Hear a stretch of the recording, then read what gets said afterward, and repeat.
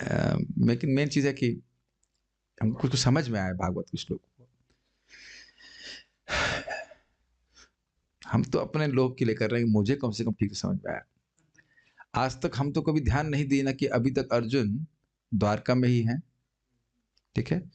तो आप जान रहे थे कि बात यहाँ पे समाप्त हुई कि धृतराष्ट्र को सद्गति प्राप्त हुई, मुक्त हो गए। तो वहाँ थोड़ा क्लैरिफ़िकेशन है, मुक्त का अर्थ क्या है? तो मुक्त का अर्थ है जो इसकी डेफ़िनेशन आपको मिलेगी तो 6.14.5 में। मुक्तानामपि सिद्धानां नारायणपरायणः सुदुर्लभः प्रशांतात्मा कोटिषुपि महामुनि। तो वहाँ पे बात बोल रहे हैं कि मुक्ता नाम का अर्थ है जो इस जीवन में ही मुक्त हो गए हैं, अर्थात शारीरिक संबंधों की जो आसक्ति है, समाज के प्रति, मित्रता के प्रति और प्रेम आदि के प्रति, उससे वह मुक्त हो गए। ये मुक्ति का अर्थ यहाँ वहाँ पे लिया गया है। और सिद्धा नाम की बात बोल रहे हैं जो कह रहे हैं कि भाई भौतिक भोग जो है वह नगण्य है, इस प्रकार की बात बोल रहे हैं। तो मुक्त का अर्थ है, तो ये तो आपने बड़ा स्पष्ट देखा कि अ, धृतराष्ट्र जी शरीर की आसक्ति से मुक्त हो गए थे। तो आप कहेंगे क्या भक्ति में आगे नहीं बढ़े? तो आप ये भी नहीं कह सकते हैं क्योंकि हरि भावनया ध्वस्त रजस न हाँ, सत्व, रजो और तमोगुण मल से वह मुक्त हो गए थे, तो कुछ प्रगति हुई थी, लेकिन भगवत प्रेम भक्ति प्राप्त नहीं हुई थी। ये भी समझ लीजिए कि मुक्त है व्यक्ति, इसका अर्थ ये है नहीं कि वो जन्म नहीं लेगा। ये एक बहुत अच्छा प्रश्न किया, उसको मैं एड्रेस नहीं कर पाया था।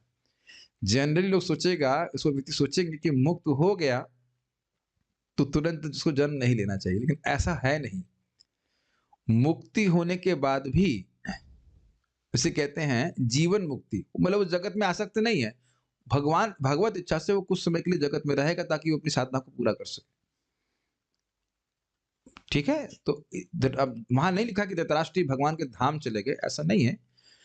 तो आप कहेंगे नहीं भगवान से तो एकात्मता वह अनुभव कर रहे थे। देखिए, इसका अर्थ क्या है? इसका अर्थ ये है कि वे अपनी पहचान शरीर से समाप्त कर लिए थे और समझ रहे हैं कि भगवान के अंश हैं, लेकिन अभी भगवान के पास तुरंत नहीं चले गए। तो कहाँ गए भगवद्गीता से पूछ ले जब मिलना आप। लेकिन ये क्लियर नहीं बता रहा था कि कहाँ गए, क्या नहीं गए। प्रभुपाद बड़ा स्पष्ट बोल रहे हैं कि उन्हें प्रेम भक्ति प्राप्त नहीं हुई थी अभी, क्योंकि वो अपराध किए थे, लेकिन एक मतलब उस पथ पे आ गए। अच्छा, अब ये बात यहाँ भी ले लीजिए, कई बार प्रश्न आता है कि रोज ही गाते हैं हम लोग ना, जयति जयति नामानंद रूपम मुराबे, थर्ड लाइन क्या है इसकी? विरमित निज धर्म ध्यान पूजा यत्नम कथम अपि शक्र सातम मुक्तिदम। किसी भी प्रकार से वे उसको नाम को उच्चारण कर देते हैं तो व्यक्ति मुक्त हो जाता है। उसका अर्थ क्या है? इसका अर्थ यह है कि वह मुक्ति के पथ पे आ जाता है। अब ये नहीं कि तुरंत ही वह भगवान के पास चला जाएगा, जो कि असंभावना भी नहीं है। क्या बोला मैंने? ये असंभावित भी नहीं है कि नहीं, एक ही नाम से चला ना जाए। ये भी चक्रवर्ती बात बोलते हैं, निरपराधिक व्यक्ति है तो वो एक ही नाम से चला जाएगा भगवान के पास।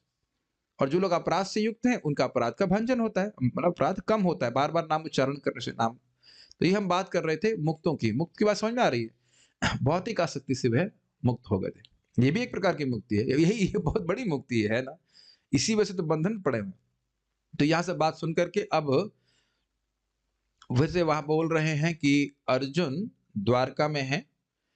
हाँ, एक और बात, हाँ, ध्यान नहीं दिए थे कि नारद जी और विदुर जी दोनों ने ही बताए थे कि भगवान श्री कृष्ण का अंतर्ध्यान हो चुका है, और नारद जी हिंट कर दिए थे कि भगवान अब प्रतीक्षा कर रहे हैं अपनी लीला को संवरण करने के लिए। तो वो तब तक आप भी यूयम अवेक्षेध्वम, तब आप भी जगत को अनासक्ति से देखिए और भगवान की तरफ देखिए।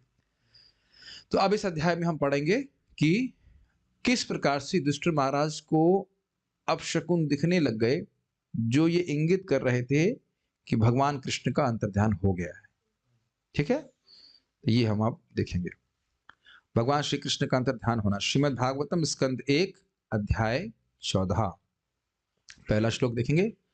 पीछे बोलिए। सूत उवाच सूत उवाच संप्रस्थिते द्वारकायां संप्रस्थिते द्वारकायां जिष्णौ बन्धु दिदृक्षया जिष्णो बन्धु दिदृक्षया ज्ञातुं च पुण्यश्लोकस्य ज्ञातुं च पुण्यश्लोकस्य कृष्णस्य च विचेष्टितम्। कृष्णस्य च विचेष्टितम्। सूत उवाच सूत उवाच संप्रस्थिते द्वारकायां जिष्णौ बन्धु दिदृक्षया संप्रस्थिते द्वारकायां जिष्णो बन्धु दिदृक्षया ज्ञातुं च पुण्यश्लोकस्य कृष्णस्य च विचेष्टितम्। ज्ञातुं च पुण्यश्लोकस्य कृष्णस्य च विचेष्टितम्।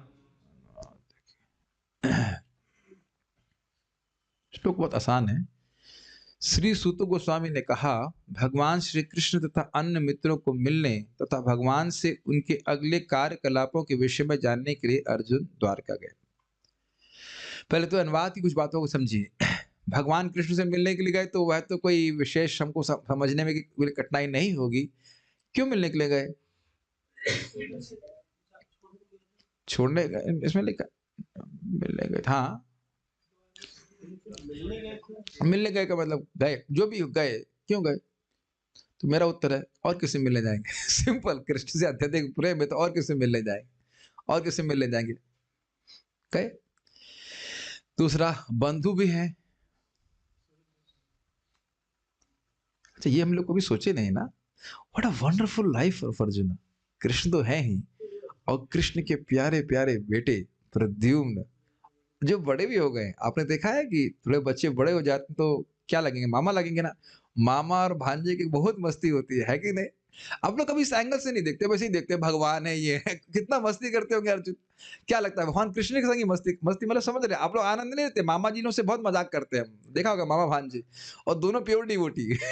तो कितना आनंद होता होगा बताइए। और अक्रूर जी और अन्य सब लोग। जैसे मान लो एकदम से कोई व्यक्ति, बाह्य व्यक्ति आ जाए, मतलब कर्मी जीवन वाला, तो उसको हमारी कुछ संगत तो नहीं अच्छी लगेगी। ये क्या बात कर रहे हैं लोग, समझ नहीं आ रहा। अब तो हम सब लोग प्योर डिवोटी होते, एकदम सुखदेव गोस्वामी की तरह, बिल्कुल शुद्ध परीक्षित महाराज की तरह होते, तो कितना आनंद आता कृष्ण कथा में। अब समझिए कि क्या होता होगा। इसीलिए समझ रहे हैं, दिदृक्ष देखने के लिए, देखने का मतलब है मिलने, मिलेंगे, साथ में रहेंगे। और भगवान ऐसे भी नहीं पूछ रहे थे कब, कितने दिन के लिए आए हैं आप? ये आतिथ्य नहीं होता है। भक्ति बृहद भागवत महाराज बता रहे थे, ये आतिथ्य नहीं होता कि जैसे कोई व्यक्ति लैंड करे पूछे कितने दिन के लिए आएंगे आप। हम लोग को नॉर्मल लगता है ना ये, कि ये प्रेम है। ये प्रेम नहीं है। जब भगवान कृष्ण आ रहे हैं तब भी युधिष्ठिर महाराज जी कह रहे हैं कब जा रहे हैं आप? जरा बताइए। और अकेले नहीं आते भगवान, पूरा सेना के संग, पूरा व्यवस्था के संग आते हैं, सबकी व्यवस्था, सबके लिए सेवा करते हैं। आप सुन चुके हैं कि विदुर जी को भी सेवा कर रहे हैं, कैसे देववत सुखम। तब भी नहीं बोले विदुर जी अब आपका अगला तीर्थ यात्रा का समय कब है, कब जा रहे हैं आप? मैं खाली कहना चाह रहा हूँ कि प्रेम दिख रहा है आपस में। तो अर्जुन वहां से वापस नहीं आए। सॉरी, अभी आने की बात नहीं, केवल गए हैं वहां पे। किस लिए गए हैं? भगवान से मिलने के लिए। और अगला पॉइंट, भगवान के अगले कार्यकलापों के विषय में जानने के लिए। ये एक बड़ी ही रोचक बात है। महाभारत का युद्ध एक प्रकार का फाइनल, इंग्लिश में कहेंगे कल्मिनेशन, हिंदी में क्या कहेंगे, उपसंहार एक प्रकार का हो गया। एक बहुत बड़ी घटना हो गई कि सारे असुर मारे गए। अब क्या करना है? अब क्या सिवा है? अब तो कोई संघर्ष तो है नहीं। संघर्ष तो भगवान के लिए कभी नहीं था, मतलब अब कुछ बड़ा टास्क तो रह नहीं कि किसको मारना वरना है। अब क्या करना है? कुछ समझ रहे हैं? भगवान के लोग, भक्त तो सेवा करने के लिए उत्सुक रहते ही हैं। अब क्या करना है? तो जानना चाह रहे थे कि भगवान अब क्या करना चाहते हैं, कौन सी लीला करने वाले हैं। आप लोग कुछ देख रहे हैं कि महाभारत युद्ध के बाद कोई अब भगवान के लिए कुछ विशेष करने के लिए रह नहीं गया। अब भगवान अपने भक्तों से लीला करते रहे, आनंद लेते रहे, एक अलग बात है, कुछ कठिनाई नहीं उपस्थित हुई। वो राजसूय, उसके बाद कौन सा अश्वमेध यज्ञ किए, बस हो गया। उसके बाद तो कोई खास कठिनाई उनके सामने आई नहीं। कोई राजा को झगड़ा करने वाला, ऐसा कुछ परेशानी करने वाला तो है नहीं। तो अर्जुन अब यह भी जानने के लिए गए कि अब भगवान क्या चाहते हैं। ठीक है, अन्वय देखिए। सूत वाचा, अर्थात सूत गोस्वामी ने कहा, बंधु दिदृक्षया, मित्रों तथा संबंधियों से मिलने के लिए। दिदृक्षया का अर्थ होता है कि दिदृक्षु का अर्थ होता है जो देखना चाहता है। तो यहाँ मिलने के लिए क्यों क्या कहा गया है? भाई देखने के लिए जा रहे हैं, तो इसका अर्थ यहाँ पे आपको समझना होगा कि मिलने के लिए जा रहे हैं। जैसे आपने कभी देखा होगा कि हिंदी में हम लोग कहते हैं जरा रोटी दिखा दीजिएगा, तो क्या जो सर्व कर रहा है वो रोटी ऐसे लेके दिखाने जाता है, हाँ दे सबने देख ली रोटी, हाँ ठीक है, वापस बाल्टी में डाल दी। आप क्या आप कहें गुरुजी आपने बोला दिखाने के लिए, देने का थोड़ा बोला। देखे सुने हैं ना ऐसा? हाँ, हाँ, हाँ, हाँ, ये भी अच्छा है। डॉक्टर साहब हैं, डॉक्टर साहब शायद आप कभी होम विज़िट किए ही होंगे, किसी व्यक्ति बीमार व्यक्ति को, तो आप कहेंगे, "क्या कहाँ जा रहे हैं?" "अरे मैं पेशेंट देखने जा रहा हूँ।" रोज़ तो आप ऐसे बोलते भी होंगे, "पेशेंट देखने जा रहा हूँ।" तो पेशेंट आए, "हाँ, देख लिया, ठीक है।" देखने का अर्थ है मतलब जानकारी हो, कुछ बातचीत हो, ठीक है ना? और आपने सुना होगा, "देखें क्या समस्या है?" देख के वापस आ जाओगे। तो आप समझ रहे हो देखने का अर्थ केवल देखना नहीं होता है, दिदृश्य में और आप देखेंगे अत्यंत इच्छा होता है। जैसे मुमुक्षु जो मतलब मोक्ष बहुत चाहता है, तो दिदृश्य मतलब अत्यंत उनसे मिलने की इच्छा है और उसमें देखना भी सम्मिलित है। जब किसी से हम बहुत प्रेम करते हैं, वो बहुत दूर होता है तो केवल मिलना ही नहीं चाहते हैं, उसको देखना भी चाहते हैं। तो वो एलिमेंट है उसमें भी। भाई जब आप किसी को रोटी देंगे तो देखेगा भी तो, देखने की इच्छा होती है। क्या मेरी बात आप समझ पा रहे हैं? वो पॉइंट ग्रहण कर रहे हैं? देखने की लालसा, उत्कंठा वह भी है और साथ-साथ मिलना, बातचीत करना सब तो है। मिलने के लिए बंधु दृक्ष्या च तथा पुण्य श्लोकस्य कृष्णस्य। ये पुण्य श्लोक जो विशेषण है या नाम कह लीजिए, वह भगवान कृष्ण का ही नाम है, जिनका यश वैदिक स्त्रोतों द्वारा गाया जाता है। ये पुण्य श्लोक का अर्थ है। पुण्य मतलब जिनकी कीर्ति ही पुण्य है, एक अर्थ ये भी है, या फिर जिनकी कीर्ति अत्यंत सुंदर श्लोकों में गाई जाती है। ठीक है? अमल चरित्र, ये भी आप समझ सकते हैं। हाँ, पुण्य श्लोक वैसे युधिष्ठिर महाराज का भी नाम है। पुण्य श्लोको युधिष्ठिर, पुण्य श्लोको नलो राजा, पुण्य श्लोको युधिष्ठिर। पुण्य श्लोके कर्मणा, वहां पे बात आई थी कुंती महारानी की प्रार्थना में। तो कृष्णस्य, उन भगवान कृष्ण का विचेष्टितम, अगला कार्यक्रम, इसको समझ लीजिए, इसका अर्थ क्या है? चेष्टा समझते हैं? प्रयास। अब भगवान विचेष्टा, उनकी क्या विशेष चेष्टा है, अब वो क्या विशेष अगली लीला करना चाहते हैं, तो भक्त भी तो एक्साइटेड रहते हैं। ठीक है? ज्ञातुम च, जानने के लिए भी, जिष्णु अर्थात अर्जुन द्वारकायाम संप्रस्थिते, द्वारका नगरी में गए। जिष्णुर विष्णुर उवाच, याद आ रहा है जब ब्रह्मास्त्र उपस्थित हो गया था, तो जिष्णु यानी अर्जुन विष्णु अर्थात कृष्ण को बोले। अब ये देखो, एक मैं इसे यहाँ पे पॉइंट आ रहा था, मैं बोल दे रहा हूँ, ये श्लोक मैंने याद नहीं किया। देख रहे हैं महान भक्तों का संग करने से कितना बात चीजें सीखने को मिलती हैं। सुनिए पहले इस बात को, कई बात भक्त लोग बोलते हैं कि आपको याद कैसे रहता है, तो महाराज ने बड़ा सूत्र बताया था, परम पूज्य वृंदावन चंद्र महाराज। ध्यान से सुनिए और कैच कीजिए।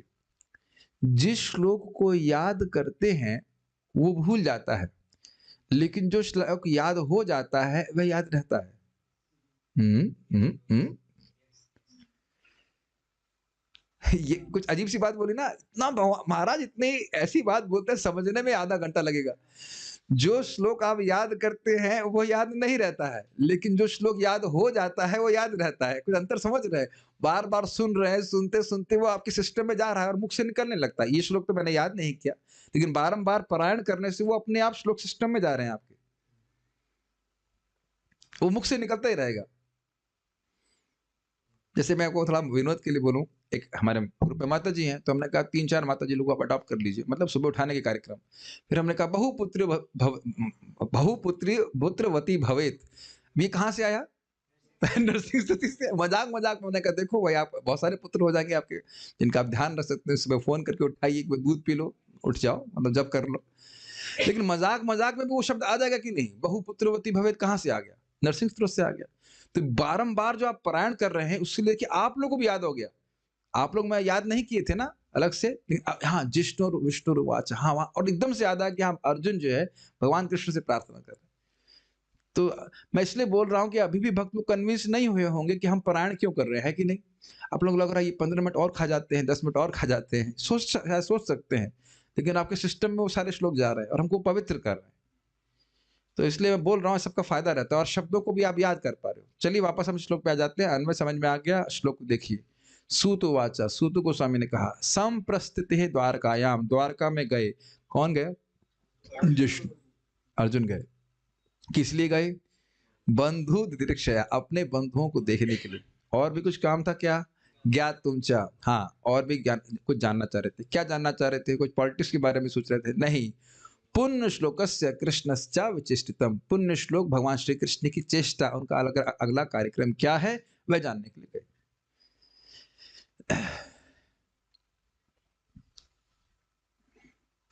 एक बात आप देख रहे हैं कि बात चल रही थी धृतराष्ट्र की, फिर एकदम स्पॉन्टेनियसली फिर से अर्जुन की बात शुरू हो गई। तो इन सब का लिंक है उन प्रश्नों से कि क्यों, किस प्रकार से पांडवों ने महाप्रयाण किया था। हाँ, मैं अच्छा बात यहाँ पे आ रही है, आपको याद दिला दे रहा हूं, ये प्रश्न किए गए थे, भूल गए सब? Very good. प्रश्न किया गया था सूत गोस्वामी जी से कि पांडवों का महाप्रयाण क्या, उसके बारे में बताएं।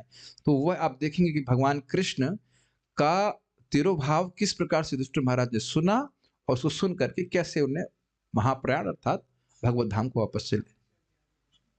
कौन से अध्याय में पूछेगा? नहीं बताऊंगा, ढूंढो ढूंढो आप। कुछ तो स्वचेष्टा होनी चाहिए, स्वविचेष्टा होनी चाहिए।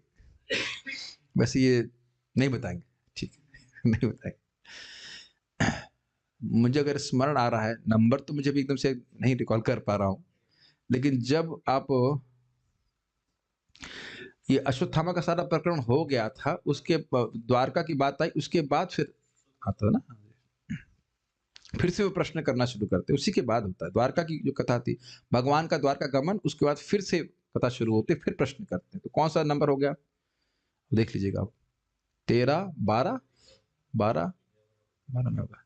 ऐसे नंबर तो मैं याद नहीं रख पा रहा हूँ, लेकिन यही सीक्वेंस चल रहा है। श्रीधरी 14वें अध्याय में इस बात का वर्णन किया गया है कि अपशकुनों को देखकर राजा अनेक प्रकार की शंका करने लगे थे। उसके पश्चात उन्होंने अर्जुन के मुख से भगवान श्री कृष्ण के स्वधाम गमन की बात को सुना। एक बात यहाँ पे हम सीख रहे हैं कि अपशकुनों का प्रभाव होता है, लेकिन हमारे मन गणंत अपशकुनों का नहीं। मेरी आंख फड़क रही दाई और बाई, तो अटकलबाजी करके उसका कोई प्रभाव नहीं होता है। यहाँ पे वो इंगित करते हैं कुछ चीजें कि आगे गलत होने वाला है, अच्छा होने वाला है, लेकिन अपने मन से नहीं सोच सकते आप। हम कहीं बाहर जा रहे हैं और बाल्टी खाली दी गई तो खराब होगा, अभी शास्त्र में से कोई वर्णन नहीं है। ये सुना है आपने? हम लोग को बहुत डांट पड़ती थी, पिताजी कहीं ऑफिस में जा रहे हैं बाहर, तो बाल्टी खाली रख दी, बहुत डांट पड़ जाती थी। आप लोग को नहीं पड़ी? लेकिन अब इसका कोई शास्त्रीय आधार नहीं है। तो कुछ अपशकुन हैं जो इंगित करते हैं कि आगे कुछ गलत होगा। जैसे कि रुक्मिणी जी चिंता कर रही थी कृष्ण आएंगे कि नहीं आएंगे, तो मैं भूल रहा हूँ कौन सा, शायद उनका बायां अंग फड़कने लगा था, मुझे ठीक से याद नहीं, इसमें आप लोग देख लीजिएगा कृष्ण बुक। लेकिन बाएं अंग फड़क रहे, तो उसमें लिखा है कि स्त्रियों का बायां अंग फड़कता है तो अच्छा माना जाता है, पुरुषों का दायां अंग फड़कता है तो अच्छा माना जाता है। लेकिन इट में भी बायां दायां वो मुझे ठीक से याद नहीं है, आप देख लीजिएगा वहां पे। हाँ, ऐसा ही रहता है, मुझे ठीक से याद नहीं। तो ये एक विज्ञान है, और जो युधिष्ठिर महाराज के अभिज्ञ थे वो देख रहे थे कि अपशकुन ऐसा हो रहा है, तो जब तक भगवान विद्यमान है जगत में कोई अपशकुन नहीं दिख सकता। ये दिख रहा है अर्थात कुछ गड़बड़ है। कृष्ण से कि चकार के द्वारा अभिप्राय को ग्रहण करना चाहिए, मतलब कृष्ण की का क्या अभिप्राय उसको जानने के लिए, अर्थात अर्जुन अपने बांधवों को देखने के लिए भगवान श्री कृष्ण की चेष्टाओं और अभिप्राय को जानने के लिए द्वारका गए थे। एक ये बात है जो हमने ध्यान नहीं दी, कृष्णस्य च विचेष्टितम।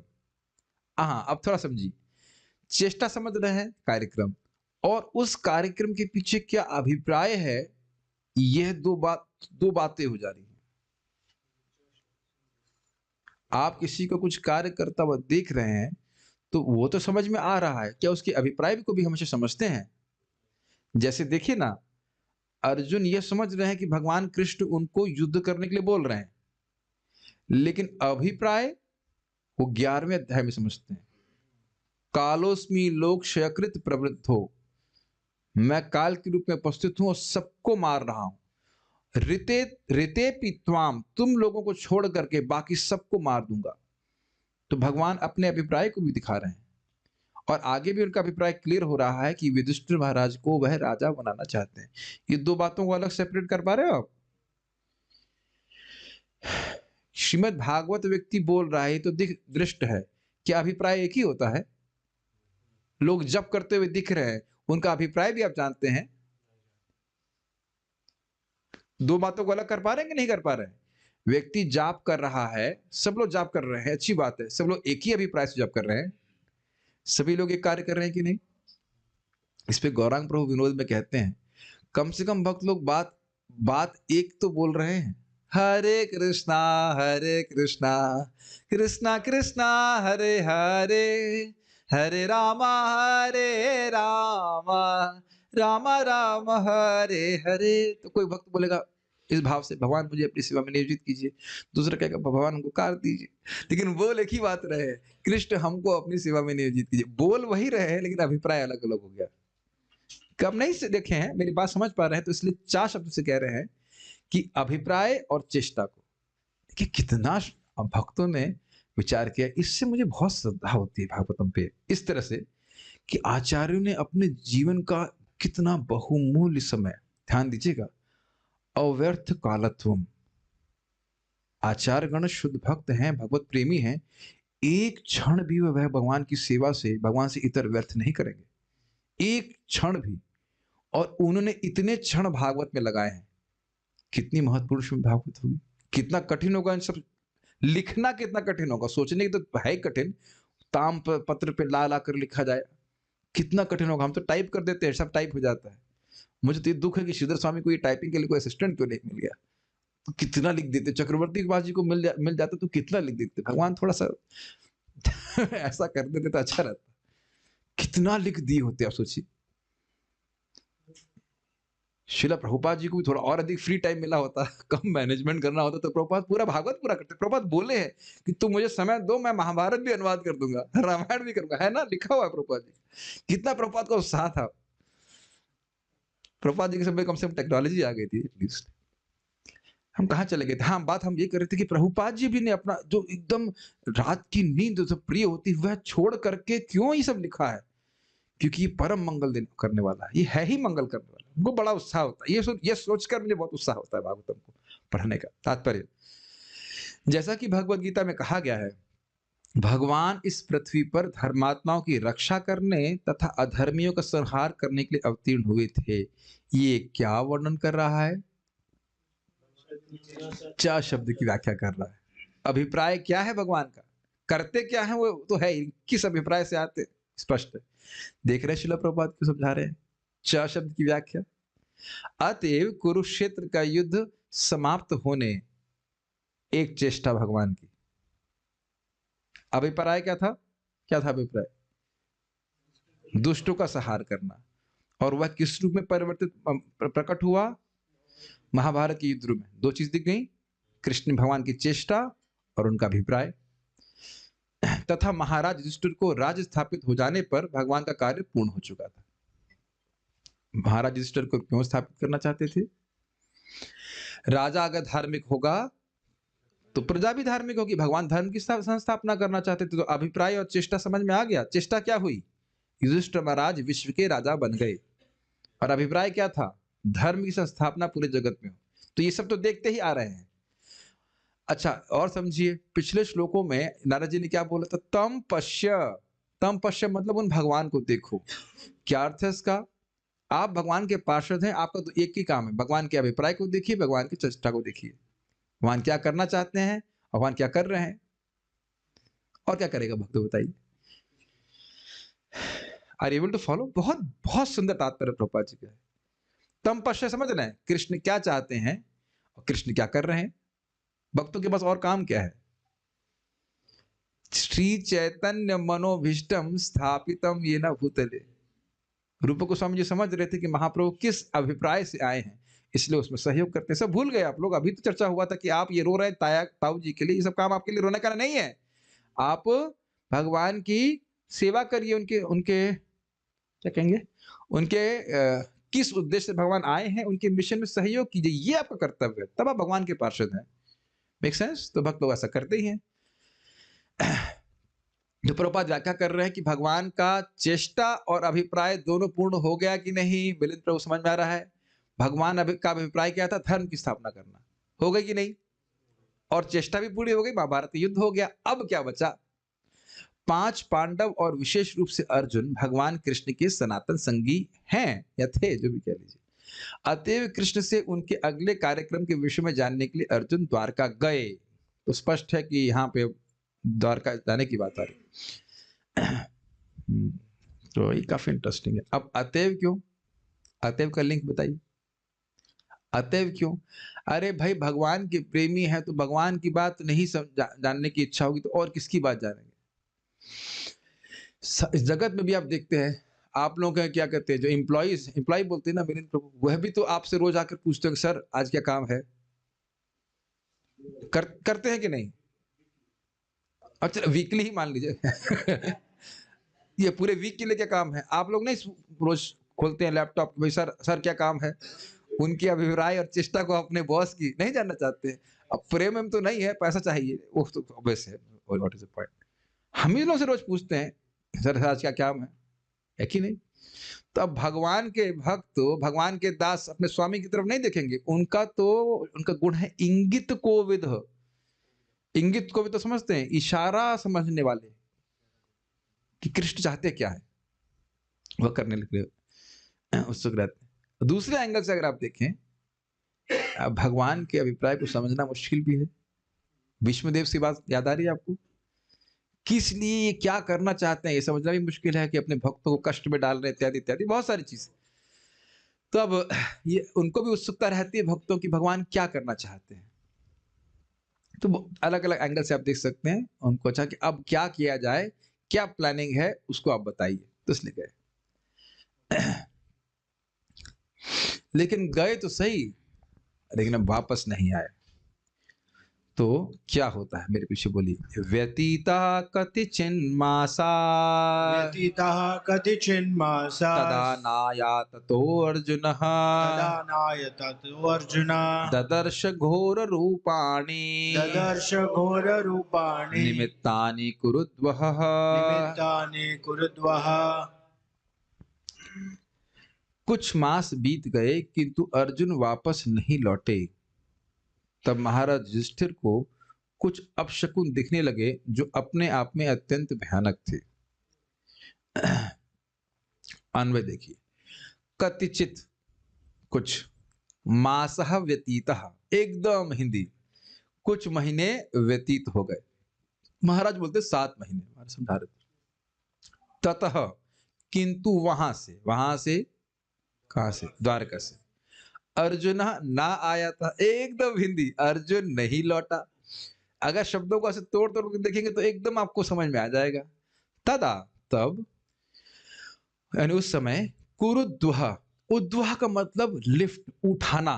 तो कुरु वंशियों में जो सर्वश्रेष्ठ हैं इसलिए उन्हें कुरुद्वह कहते हैं।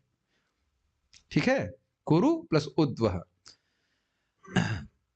महाराज युधिष्ठिर ने तो इस प्रकार की तो बहुत बार आप सुन ही चुके हैं, कुरुनंदन, कुरुश्रेष्ठ, वही अर्थ है, कुरुश्रेष्ठ। कुरु उद्वह मतलब कुरुश्रेष्ठ। उद्वह आप सर्च करेंगे डिक्शनरी पे तो उठा हुआ।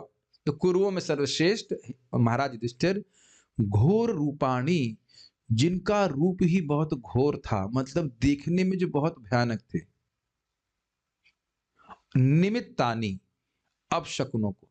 अब देखिए, निमित्त का अगर आप वहां पे अर्थ देखेंगे, इसमें लिखा कारण, तो थोड़ा समझने का प्रयास कीजिए।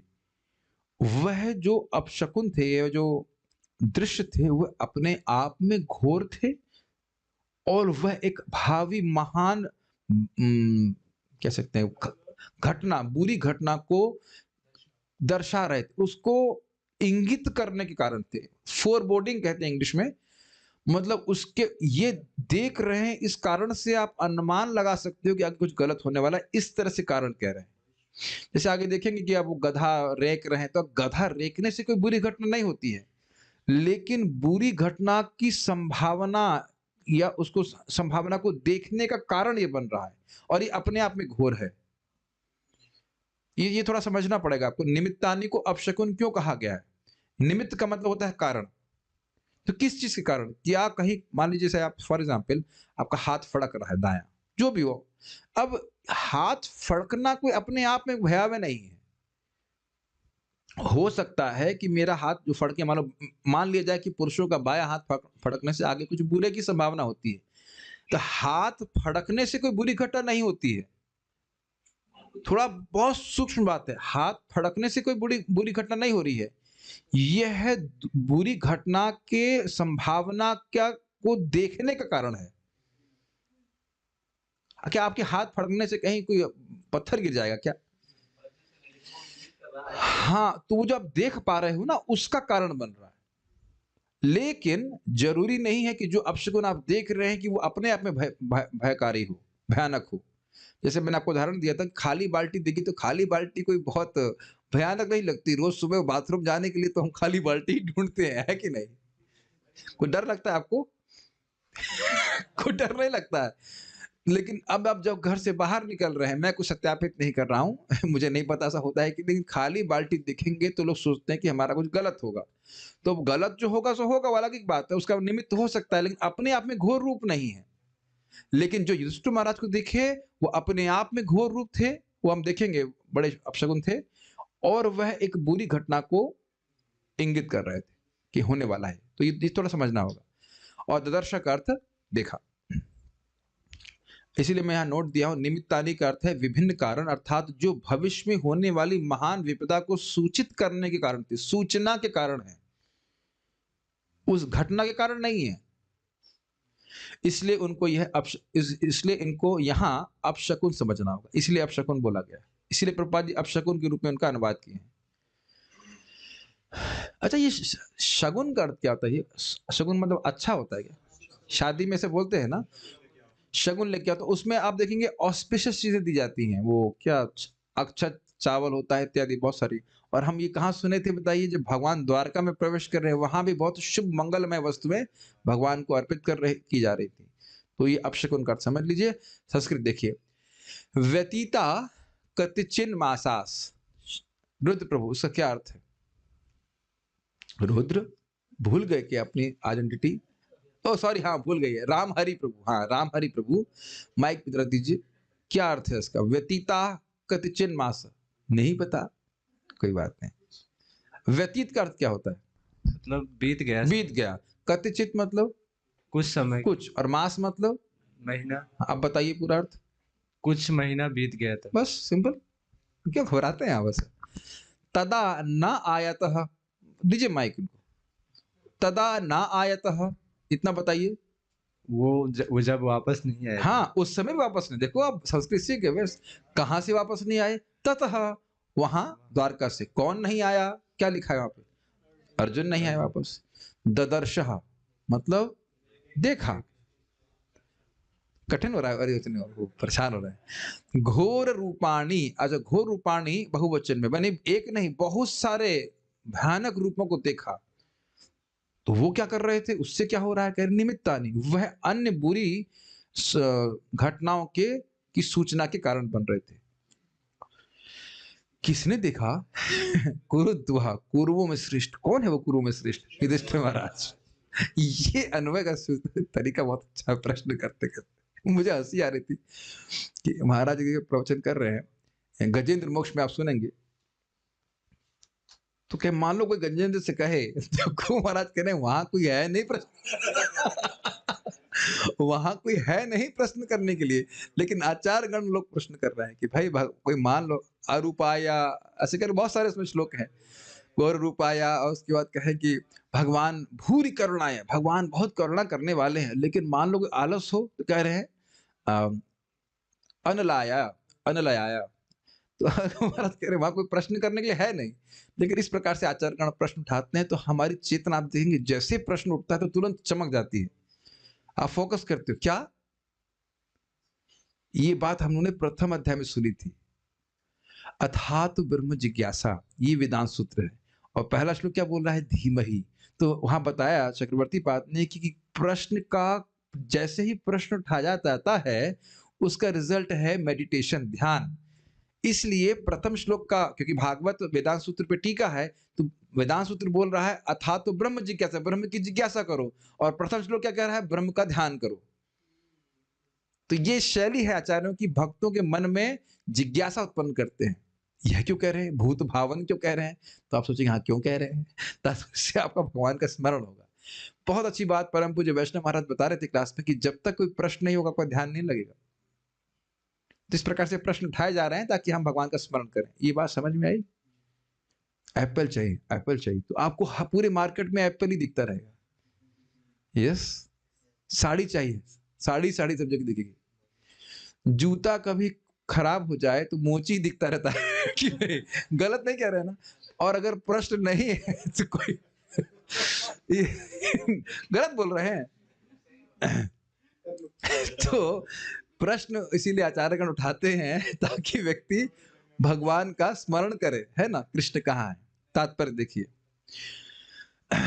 पूर्ण पुरुषोत्तम भगवान श्री कृष्ण अनंत हैं, हमारे संसार के सर्वाधिक शक्तिमान सूर्य से भी अधिक शक्तिशाली हैं। उनके एक श्वास काल में लाखों करोड़ों सूर्यों की सृष्टि और पुनः उनका संहार होता रहता है। भौतिक जगत में सूर्य को समस्त उत्पादक करता तथा सारी भौतिक शक्ति का स्रोत माना जाता है, और सूर्य के कारण ही हमें जीवन की आवश्यकताएं उपलब्ध होती हैं। अब आप लोग देखेंगे कि प्रभुपाद जी का तात्पर्य तो श्लोक से संबंधित लग ही नहीं रहा है, सूर्य की बात कहाँ से शुरू हो गई। अब देखिएगा प्रभुपाद कितनी सुंदर तरह से इस बात को बोले, ब्रिलियंट है श्रील प्रभुपाद जी। कोई व्यक्ति ऐसे पढ़ेगा तो समझ ही नहीं पाएगा सूर्य कहाँ से आ गया, और सूर्य हमारी सारी आवश्यकताएं पूर्ण कर रहा है, इसका क्या संबंध है श्लोक से।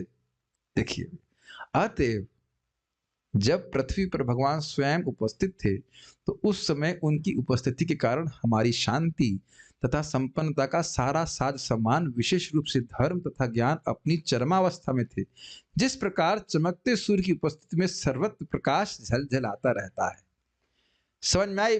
पूरी बात समझ में आ रही है? भगवान की कृपा से कुछ होता है। कहने का आशय यह है कि सूर्य जब तक है तो किसी भी तरह से अंधकार का प्रश्न ही नहीं है। तो अंधकार अगर भी बाहर आप देख रहे हैं तो क्या समझेंगे, सूर्य नहीं। कभी आप सोचिए, कल करके देख लेना, अगर हुआ भी होगा, कभी कभी हम लोग दोपहर 3 बजे सो जाते हैं और मानो आप 7 बजे उठते हो, ये हुआ होगा कभी जीवन में, तो एकदम से अरे अंधकार हो गया, इसका मतलब सूर्य चला गया। यस, अब समझ में आया?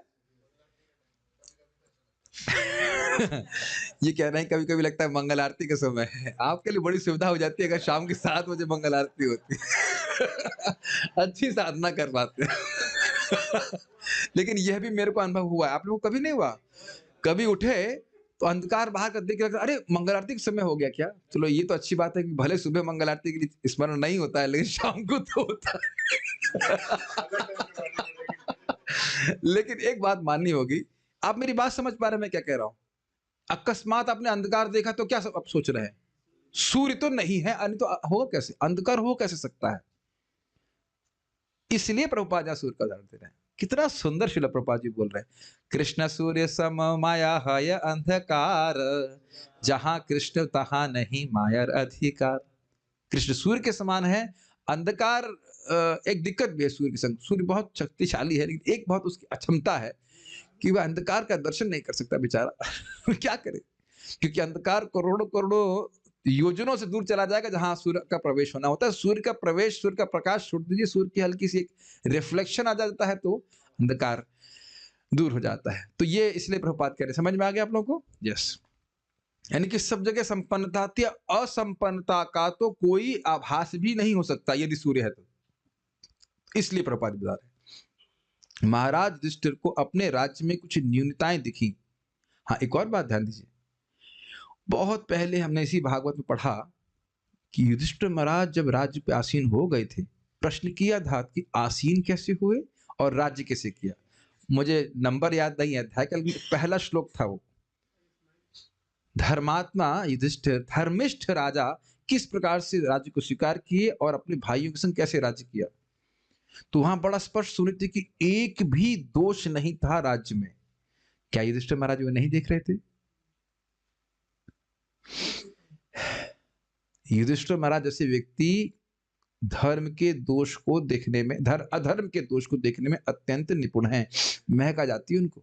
यहाँ तो लोग चाशनी की तरह डूबे हैं, कहते हैं हम तो इतने बुरे नहीं हैं, है कि नहीं? मेरी बात समझने का प्रयास कर रहे हैं। कैसे युधिष्ठिर महाराज समझ पा रहे हैं कि भगवान चले गए?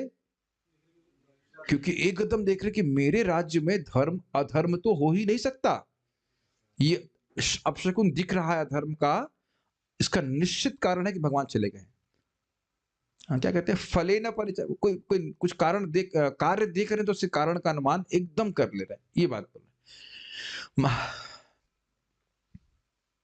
जैसे कोई उल्लू हो तो उल्लू अंधकार को देख के कभी नहीं सोचेगा कि सूर्य चला गया है, कि उसने सूर्य को कभी देखा ही नहीं है।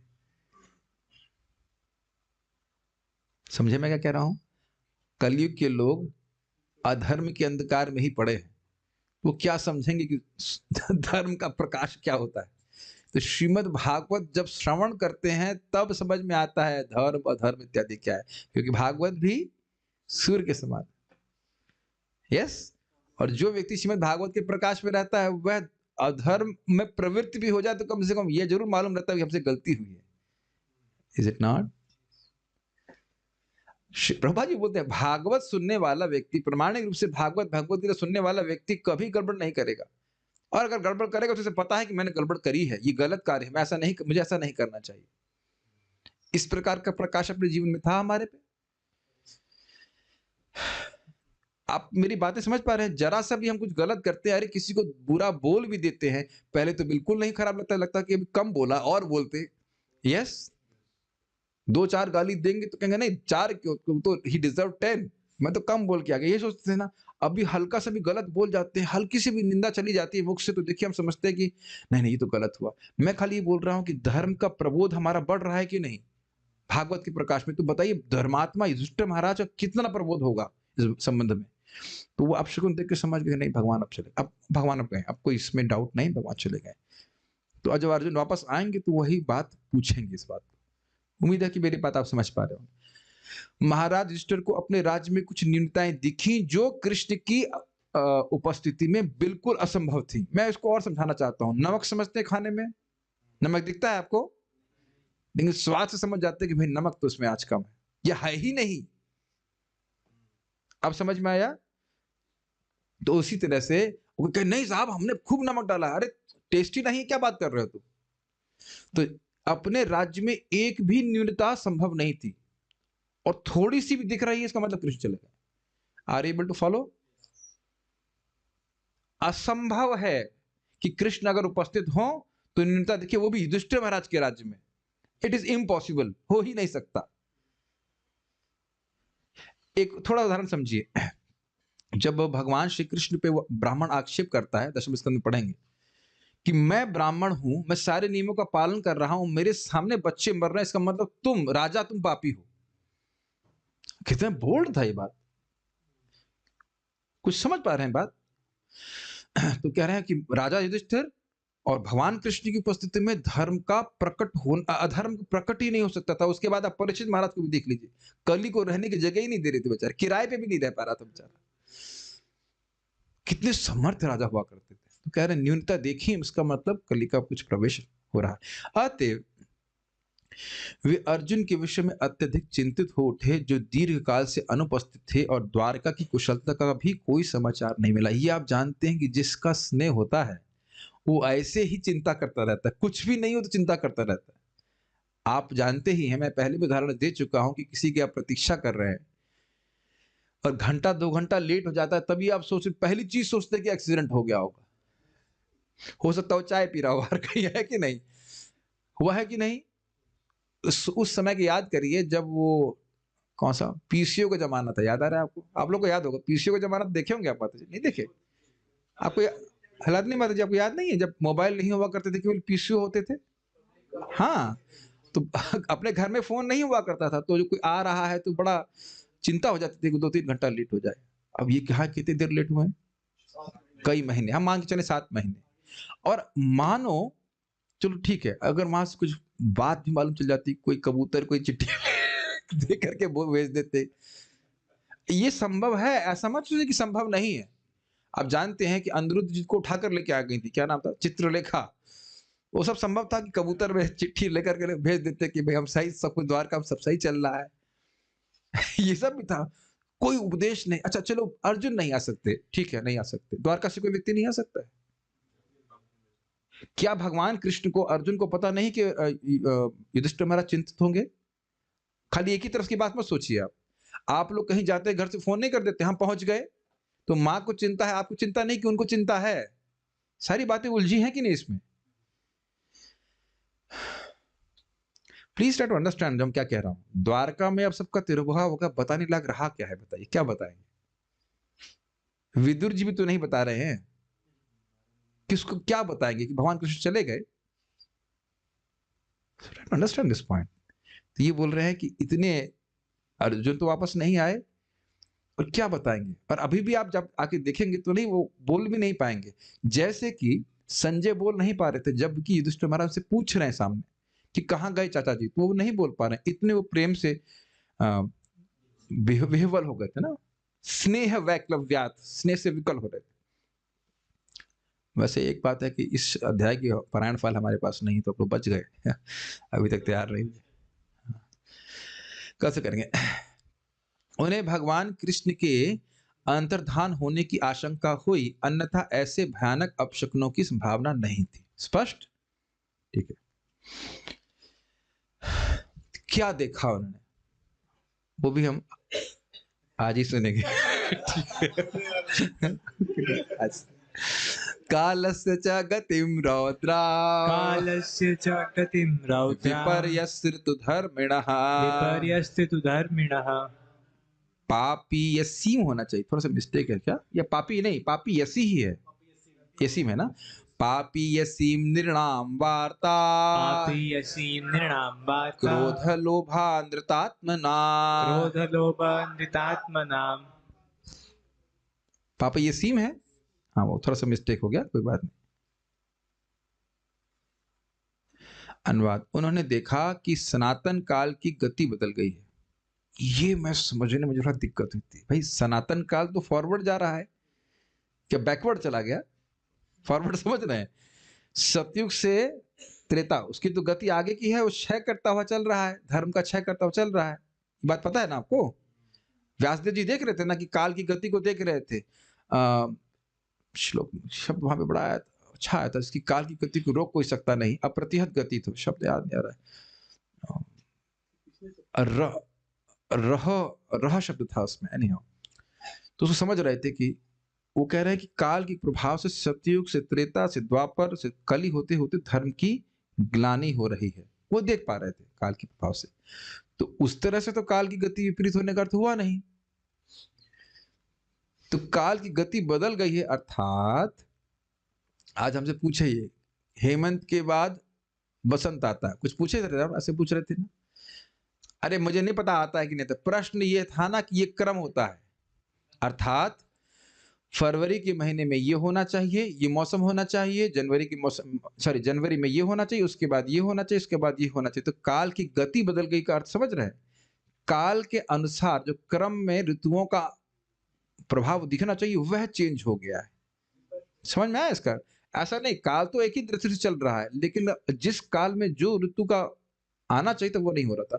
और अगर आपको याद हो, ये एकदम युधिष्ठिर महाराज के राज्य में हम देखे थे कि जिस जिस ऋतु में जो जो फल होना चाहिए था वो खूब फलीभूत हो रहा था। याद आ रहा है आपको इस बात को?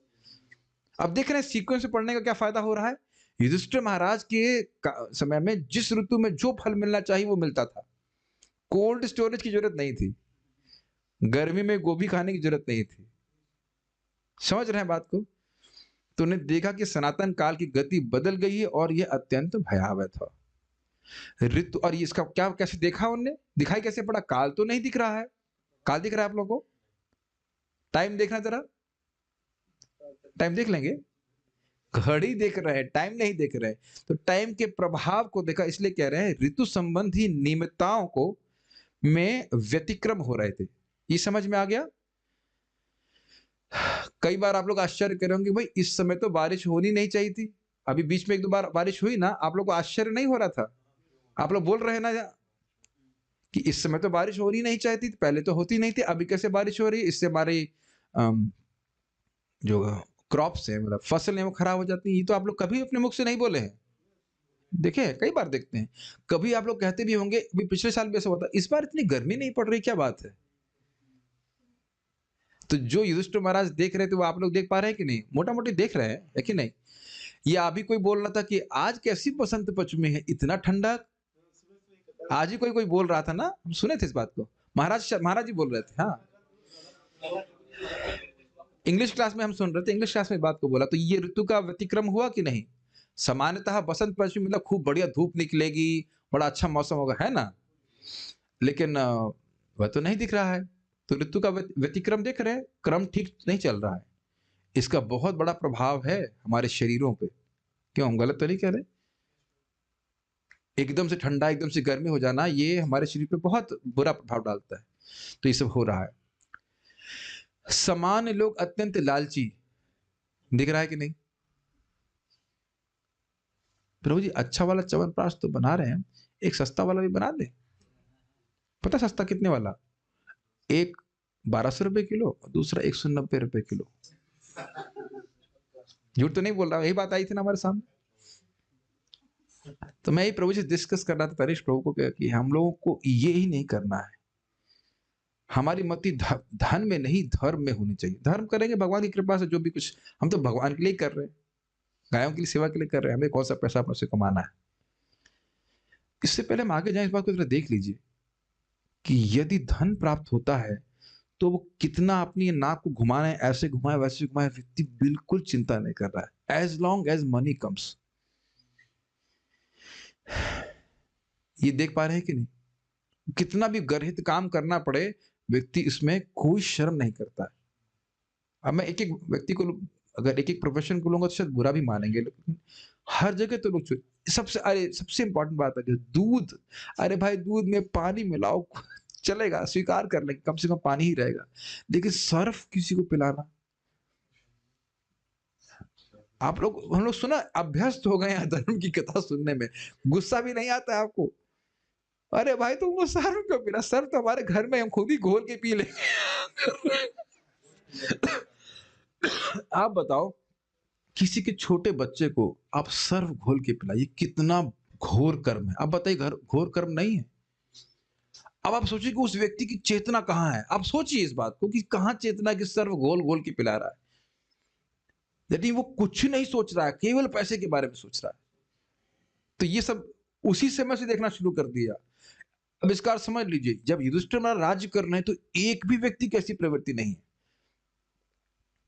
एक छोटी सी मैं कथा संबंध में सुनाऊंगा, मैंने सुनी थी बहुत पहले इस व्यतिक्रम को। जहां तक मैं सुन रहा हूं, युधिष्ठिर महाराज के पास ही व्यक्ति आए थे, अब मुझे ठीक से थोड़ा याद नहीं, मैं खाली कथा बता रहा हूं कि दो भाई झगड़ा कर रहे थे जमीन के ऊपर। तो कैसे द्वापर से कली का ट्रांजिशन हुआ। द्वापर युग में झगड़ा शुरू हुआ इस बात पे कि ये जमीन तेरी है, और वो कहता है कि नहीं, ये जमीन तुम्हारी है। और जैसे कलयुग का ट्रांजिशन हुआ, झगड़ा इस बात पे हो गया कि ये जमीन मेरी है। अब ये झगड़ा जो है, मैं गलत भी हो सकता हूँ, शायद महाराज युधिष्ठिर के पास था, बहुत पहले कहीं प्रवचन में सुना था। समझ में आ रहा है बात? तुम लो, तुम्हारा है, हमको नहीं लेंगे। क्यों? ये अधर्म होगा। तुम्हारा है, मैं हक लूंगा तो मुझे नरक जाना पड़ जाएगा। और अब देख रहे हैं, नरक स्वर्ग नरक तो सब यही है, और यमराज भी हम ही है कि नहीं? ये लालच है। लालच व्यक्ति को अंधा करता है। मैं इस बात की व्याख्या कर रहा हूं कि आगे क्या परिणाम होगा वो बिल्कुल नहीं देख रहा है। तो इस प्रकार से देखा कि लोग लालची हो रहे, क्रोधी तथा धोखेबाज हो गए थे। सब देख ही रहे हैं आप, छोटी छोटी बात पे लोग मर्डर करने में चूकते नहीं आजकल। वे देख रहे थे कि सभी जीविका के लिए अनुचित साधन अपना रहे हैं। बहुत अच्छी बात है। देखिए, जीविका स्वीकार करना कोई कठिनाई नहीं है, लेकिन किसी को कष्ट में डालकर जीविका स्वीकार करना ये बहुत गलत बात है। ठीक है, अन्वय देखिए, कालस्य रौद्राम गति। उन्होंने देखा कि सनातन काल की दिशा बदल गई है और वह अत्यंत भयावह था। थोड़ा समझिए इस बात को, दिशा बदल गई है, समझ में आया? ऋतुओं का जो क्रम था वह चेंज हो गया है। और मानो ऋतुओं का क्रम चेंज हो जाता और बहुत सुंदर लगता तो अच्छी बात थी, लेकिन ऋतुओं का क्रम परिवर्तित हो गया है और भयावह स्थिति उत्पन्न कर रहा है, यह देखा।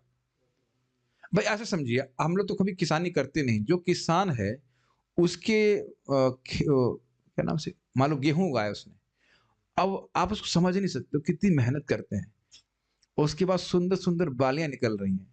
ये हमारा अनुभव हमारे फार्म में भी हो चुका है, प्रभु जी बता रहे थे। बस उसको 2-3 दिन बाद पूरा पक गया है, उसको काटना था, और एकदम से धम से बारिश होती है, सारी फसल नष्ट हो जाती है। ये भयावह हुआ कि नहीं?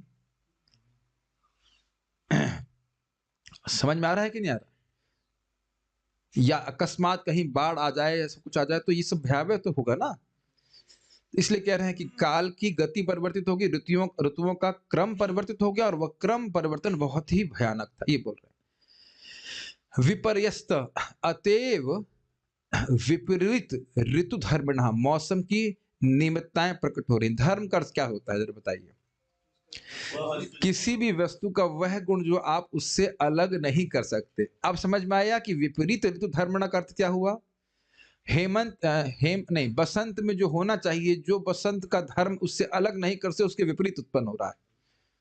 मुझे नहीं पता, लेकिन बसंत में क्या होना चाहिए? पीले पीले फूल उगने चाहिए, उस समय ठंड पड़ रही है, कोहरा पड़ रहा है, तो ये इसके धर्म को छोड़ रहा है ना बसंत। विपरीत धर्म हो रहा है कि नहीं? नहीं समझ आ रहा है? यस। आत्मनाम, सामान्य लोगों का चित्त, आत्मनाम मतलब मन, तो कह रहे उनका चित्त, उनका मन क्रोध, अर्थात क्रोध, लोभ और अनृत अर्थात झूठ से युक्त हो गया था। झूठ बोलना, एक झूठ तो बोल ही सकते हैं दिन में, हम लोग जस्टिफाई करते हैं, इतना झूठ बोलने में क्या दिक्कत है? यस, हर छोटी छोटी बात पे झूठ बोलते हैं, और बोलते क्या है, मैं कभी झूठ नहीं बोलता।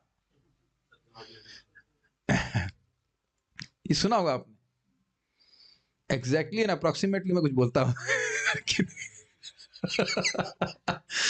या अर्ध सत्य बोलते हैं, जैसे लग रहा है पूरा बोलने में तकलीफ हो जाएगी, और हम तो भक्तों से डील करते हैं, भक्त भी अर्ध सत्य बोलते हैं। स्पेशली जब साधना के बारे में पूछो क्या चल रहा है, तो सच तो कम ही निकलता है। प्रभु जी सर दर्द हो गया। अब जानते हैं शुभ कृष्णदास जी नाड़ी परीक्षण तो करना जानते नहीं। देख ले भाई, तेरा सर तो दर्द नहीं कर रहा है ना? पेट में दर्द है, सर में दर्द है, इत्यादि इत्यादि। अब उसको क्या कहा जा सकता है कि नहीं? आप मुझे कला सीख के ही मानिए, हम सीख लेंगे। अगली बार कोई हमारा भगत बोलेगा कि मंगल आरती नहीं आया तो हम नाड़ी परीक्षण करेंगे। अच्छा चल। बल्कि मान लो कोई सो रहा होगा तो पहले उठाऊंगा नहीं, पहले नाड़ी परीक्षण करूंगा। तुम्हारा कहीं सर तो दर्द नहीं कर रहा है। महाराज को मैं मजाक में बोल रहा हूँ, लेकिन महाराज बोलते निर्व्याज भजन करना चाहिए। ये नहीं कि छोटी छोटी कुछ परेशानी हो गई तो अब उसको भजन छोड़ दे अपना। हाँ ठीक है, गैस भर गई तुम्हारे। सो जाओ, कोई दिक्कत नहीं। वैसे तनिष्क प्रभु योग्य व्यक्ति है इंचार्ज बनने के लिए। कोई ब्रह्मचारी झूठ नहीं बोलेगा। जो आज से आपको हम जो है उसका वो दे रहा है, कोई व्यक्ति अगर मंगल आरती छोड़ेगा तो पहले प्रभु जी से नाड़ी परीक्षण कराएगा, सर्टिफिकेट लेके आएगा, मेडिकल सर्टिफिकेट। हाँ भाई यही परेशानी है, तो उसके बाद उसे खाने को दिया जाएगा। अब नहीं मिस करेंगे ना। लेकिन कहने का अर्थ यह है कि धर्म के क्षेत्र में भी लोग झूठ बोलते हैं, ये बात बोला जा रहा है। बाकी जगह झूठ तो चलता ही है। ये हम जब से गोमाता को देख रहा हूं मैं, मुझे बहुत अनुभव हो रहा है कि लोग कितना झूठ बोलते हैं, हर स्टेप पे झूठ बोलते हैं। हम वो च्यवनप्राश बनाने के लिए कोई व्यक्ति, अरे ये बहुत जानते हैं, ये वो पाउडर गोल गोल करके बना के देते हैं, और वो कहता है हम खुद बनाते हैं। हमने कहा हमको दे दीजिए, हम लोग को फार्मूला दे दीजिए। मैं कहता फार्मूला दे क्यों नहीं रहा है? वो खुद नहीं बनाता था, किसी दूसरे को आउटसोर्स कर दिया था। एकदम मुख पे झूठ बोलते। साधु जी आप तो धर्म कर रहे हो, आपसे कैसे हम गलती कर सकते हैं? और अंदर से बोल रहा है आपके जैसे मूर्खों को तो धर्म में मुर्गू बनाने के लिए आए हैं हम। आप धार्मिक हो ना, क्या कहते हैं, इनोसेंट हो, आपको तो सबसे पहले आपकी गर्दन काटेंगे हम। मुंह पे ऐसे बोलते हैं साहब आपसे हम बिल्कुल चीटिंग नहीं कर रहे हैं। मैं आपको एक और घटना बता रहा हूँ हमारे साथ कैसे चीटिंग हो रही है। एक व्यक्ति हमारे से प्रिंटिंग करानी थी, 5 रुपए स्क्वायर इंच की जगह उसने हमसे 16 रुपए स्क्वायर इंच चार्ज करता रहा, और कहा आपसे बहुत कम प्राइस ले रहा हूँ। दूसरे भक्त ने बताया square inch just see the volume, stainless steel की प्लेट बनती। हर जगह चीटिंग होती है, हर जगह चीटिंग होती है, तो दिख ही नहीं रहा है। अरे साधु तो कम से कम चीटिंग ना करो। और वो कहेंगे साधु से नहीं करे तो किससे करे? इनको तो आसान है, ये तो सीधी सादी लोग हैं, इनकी तो सबसे पहले चीटिंग होनी चाहिए। एक बार हम लोग यहाँ पे डिवोटी किचन में रूह अफ़ज़ा आया, बोतल की बोतल। मैं कहा वाह भाई, गर्मी में रूह अफ़ज़ा बहुत बढ़िया। देखा एक्सपायर हो गया। लेकिन भगवान से धोखा, भगवान से धोखा हो रहा है।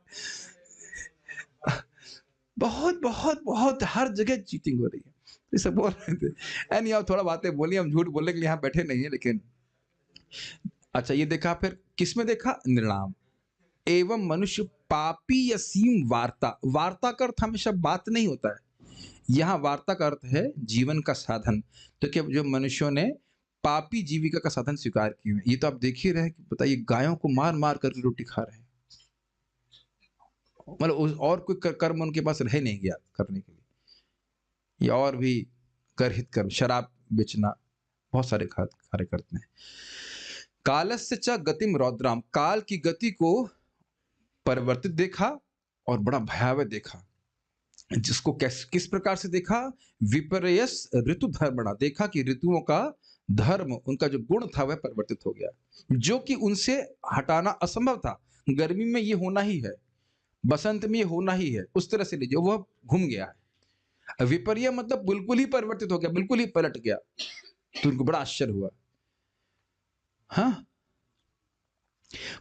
ऐसा समझिए कि अगर खीर आपको नमकीन लगे तब आपको कैसा लगेगा? आप समझ में आ गया? एकदम विपरीत धर्म। कभी आप लोगों के संग ऐसा हुआ है कि खिचड़ी आप दलिया आप सोच रहे नमकीन है जबकि वो मीठी निकलती है? ये कभी हुआ है? यस, पानी में। हाँ, हाँ, मुझे भी याद है बचपन में मैं गोवा में गए थे, मेरी माँ उनको लेके गई थी होटल में, दाल मीठी निकली। ये कौन सा धर्म है इसका?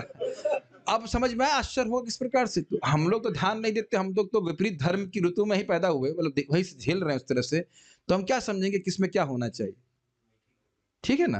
तो इसलिए कह रहे हैं कि विपरीत धर्मणा। फिर क्या कह रहे हैं? पापी यसीम निर्णाम वार्ता। वार्ता अर्थात लोगों की जीविका का साधन पापमय हो गया था।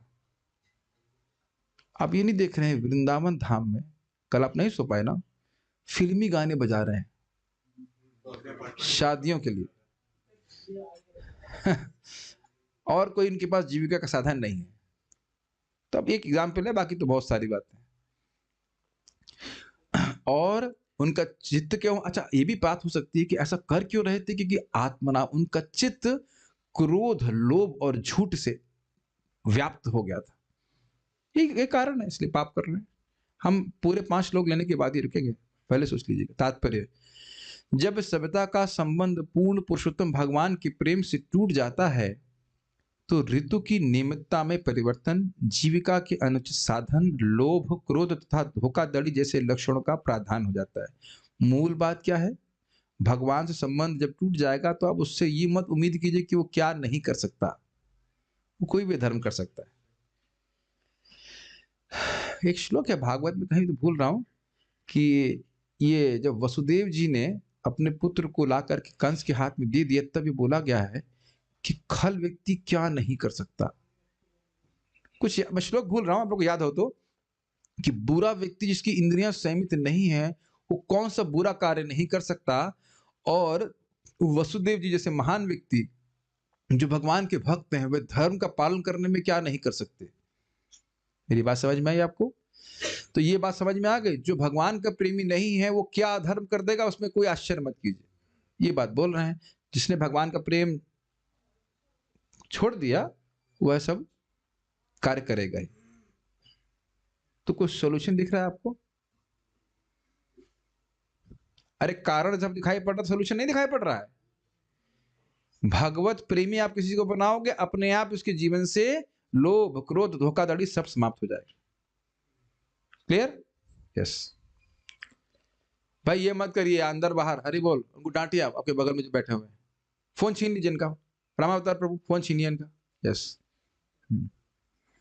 आपको खाली फोन छीना जा रहा है, मेरा तो क्लास के पहले फोन टूट ही गया। ऋतु संबंधी नियमितता के परिवर्तन का अर्थ है एक ऋतु के समय दूसरी ऋतु के लक्षणों का प्रकट होना। इसकी व्याख्या कर दी गई। उदाहरणार्थ, वर्षा ऋतु शरद ऋतु में चली जाए तो एक ऋतु में फूलने फलने की क्रिया दूसरी ऋतु में होने लगे। और आपको नहीं लग रहा इसमें कुछ कठिनाई होगी? जरा समझिए, कुछ क्षणों के लिए आप किसान बन जाइए। आपने कुछ पेड़ लगाए, अब जाड़े के समय आपके आंवले उगने चाहिए, उसकी जगह आलू उग रहा है, कुछ अजीब सा हो रहा है, तो आपको दिक्कत नहीं होगी। आपने प्लानिंग की कि आंवला निकलेगा, उसको लेके जाऊंगा बाजार में बेचूंगा, खाएंगे, और आंवले की जगह आलू निकल रहा है। Please try to understand the gravity. Note नहीं खाएंगे हम, तो खाना उगाने के लिए कठिनाई नहीं हो जाएगी। आप जान नहीं, मेरी बात समझ में आ रही है? आप गोभी का बीज कुछ उगाते, कुछ बीज डालते हैं, उसकी सैपलिंग निकलती है, तो एक क्रम से जब ऋतुओं का परिवर्तन होगा तब तो सब्जी उगेगी ना ठीक से। और बीच में चेंज होगा तो नहीं खत्म हो जाएगा। ये बात बोल रहे हैं। हम लोग इतने अभ्यस्त हो गए हैं भगवान से अलग रहने का कि बात समझ में नहीं आती। पैसा दिए सब्जी आ गई, अब उस सब्जी के पीछे कितनी मेहनत है वह कहाँ दिख रहा है व्यक्ति? Is it not?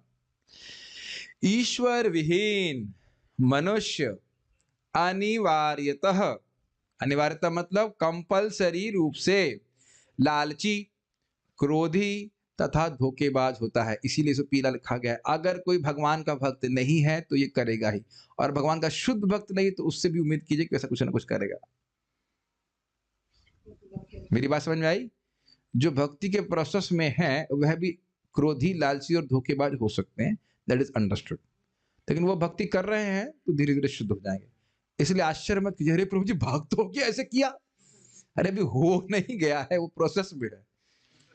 ठीक, ये कई बार सुना है आपने, अरे भक्त होकर ऐसा कर दिया उसने। अरे भक्त हो नहीं गया, प्रहलाद महाराज नहीं बन गए इसको लेकिन अभी प्रोसेस में है। ऐसा व्यक्ति किसी भी साधन से अपनी जीविका चला सकता है, पुत्र को मार के भी। बस ये समझ लीजिए, मैंने इसीलिए थोड़ा अलग तरह से बोला था, किसी भी का अर्थ समझ रहे हैं? आपको सर्फ घोल के पिला के भी, घी जो सबसे पवित्र वस्तु है उसमें पशुओं की चर्बी मिला के भी, समझ ही गए होंगे आप कुछ। अब मैं आपको बता रहा हूं प्रैक्टिकल, ये प्रैक्टिकल, हम अपने उसका प्रमोशन नहीं कर रहे हैं। हमारे सामने आया था, वो क्या होता है, कूटू बीज। हम जहां से कूटू बीज खरीदे उसमें हमें मस्टर्ड सीड मिल गया, मैंने तुरंत बैच वापस कर दिया। हमने कहा ये तो एकादशी में खा नहीं सकते, और भक्त हम पर विश्वास करके लेके जाएंगे, भक्ति लोग एकादशी कर रहे हैं, उनका धर्म नष्ट होगा। गोमांस खाने के बराबर है कि नहीं अनाज और अन्य वस्तुएं, अगर आप एकादशी में खाते हो तो। जिसको वापस ही कहते हैं, हम लेके पीस देंगे। सुनिए मेरी बात, हमें कोई दिक्कत नहीं, हम तो लेके पीस देंगे। अंधा है ना वो धर्म के प्रति। ये मैं आपको एकदम सच बात बोल रहा हूं, आप पूछ लीजिएगा नटर प्रभु को। हमें कोई दिक्कत नहीं है। बहुत ध्यान पूर्वक बाहर से वस्तुएं ग्रहण कीजिएगा। लोभ है उनको, पैसे का लोभ है। मैं पूरा बैच वापस करवा दिया, मैं कहा नहीं वापस करो इसको, क्योंकि धर्म दिख रहा है हमको ना। मैं अपना कोई गुणगान नहीं कर रहा हूं, लेकिन धर्म दिख रहा है कि भाई कितना बड़ा उसका तो नष्ट होगा धर्म, और मेरे पे कितना आएगा कि मैंने सुविधा दी ना, उस व्यक्ति ने मेरे पे विश्वास किया ना, तो उसको गोमांस मैं खिला रहा हूं, ये मुझे दिख रहा है, उस व्यक्ति को नहीं दिख रहा है। इसीलिए भक्तों से निवेदन है कि ये कौन सा चावल होता है, समा चावल भैया मत खाइएगा। और मैं ये बात आ रही थी, मैं आपको बता रहा हूं कैसे चीटिंग पकड़ी जाती है। मैं दिल्ली में कौन सा मसाला मार्केट है, फॉरगेटिंग द नेम, हाँ, खारी बावली, सारे बावले भाई इकट्ठे जैसे कहना चाहिए। मैंने खाली ऐसे कौतूहल में पूछा, भाई ये खड़ी हल्दी कितने रुपए की आती है? तो कह रहा है 140 रुपए की। पीसी हल्दी कितने रुपए की आती है? 100 रुपए की। समझ में आ गया आपको? समझ में आ गया ना क्या चीटिंग होती है, चीटिंग होती है। मैं कहा ये इक्वेशन तो हम नहीं बिठा पा रहे, हमारे तो किसी भी इंटीग्रेशन और डिफरेंशिएशन समझ में नहीं आ रहा। खड़ी 140 की और जो पिसी हुई 100 रुपए की। मेरा प्रभु जी करना पड़ता है, समझिए इस बात को। इसीलिए हम लोग सारे प्रोडक्ट यही बनाना चाहते हैं, तभी विश्वास होता है। हल्दी हो चाहे कुछ हो, हमारा जो प्रोडक्ट हम लोग बड़े, हमने हमसे चर्चा करते रहते हैं, जो भी दो हम कम से कम अपनी आंखों के सामने बना रहे हैं और लोगों को फायदा होगा। We don't want to cheat. Devotee really भक्ति करते हैं, वो चीटिंग नहीं करना चाहते। गलती हो सकती है लेकिन चीटिंग नहीं करना चाहते। ध्यान दीजिएगा, धर्म रक्षति इति रक्षति, धर्म की रक्षा करेंगे तो धर्म आपकी रक्षा करेगा। तो ये सब धर्म का विचार उनके जीवन में कुछ नहीं, धोखेबाजी कर रहे हैं। धोखेबाजी होता हुआ उनको दिखने लग गया। ये मुझे लाइन बहुत अच्छी लगती है। ऐसा व्यक्ति जो भगवान से विमुख है, अब उसके जीवन में पैसा कमाने के अलावा कुछ नहीं, पैसा ही भगवान है और पैसा ही रक्षा करेगा बस। और कुछ भी करके सर्वधर्मान परित्यज्य पैसा एकम शरणम व्रजः, है कि नहीं? धनम एवं शरणम व्रजः, तो नया सूत्र हो गया।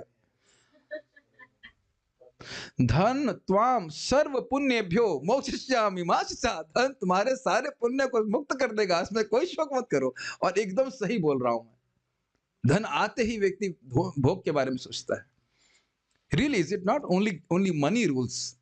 There is no other rule except that money rules.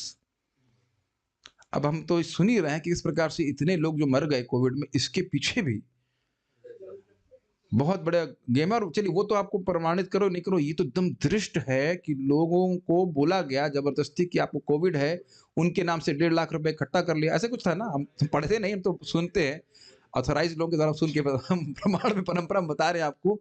और उसको घर भेज दिया, तुम ठीक हो जाओ, घर भेज दिया, 1.5 लाख रुपए हमारे जेब में आ गए। बताइए कितना बड़ा चीटिंग है उन्हीं लोगों के द्वारा ना, जो पालन करने वाले हैं। तो ये एक नहीं कई बार हुआ इस प्रकार से धोखा देने की प्रवृत्ति। किसी भी साधन से अपनी जीविका चला सकता है, ध्यान रखिएगा, किसी भी साधन से, अगर वो भक्त नहीं तो, चाहे वह साधन उचित हो या अनुचित। तो ये वार्ता पे प्रभुपाद जी बता रहे हैं, महाराज युधिष्ठिर के राज्यकाल में ध्यान खींचने वाली बात यह थी कि उपर्युक्त तो सारे लक्षणों का अभाव था। स्पष्ट है। अब आ रहे हैं लक्षण, तो इसे कहते हैं इंग्लिश में, they are very much conspicuous. Conspicuous, एकदम दृष्ट है कि भाई ये तो थे ही नहीं, ये कहां से आ गया। जैसे सफेद कपड़े में थोड़ा सा धब्बा भी आ जाए तो आपको दिख जाता है, इज इट नॉट?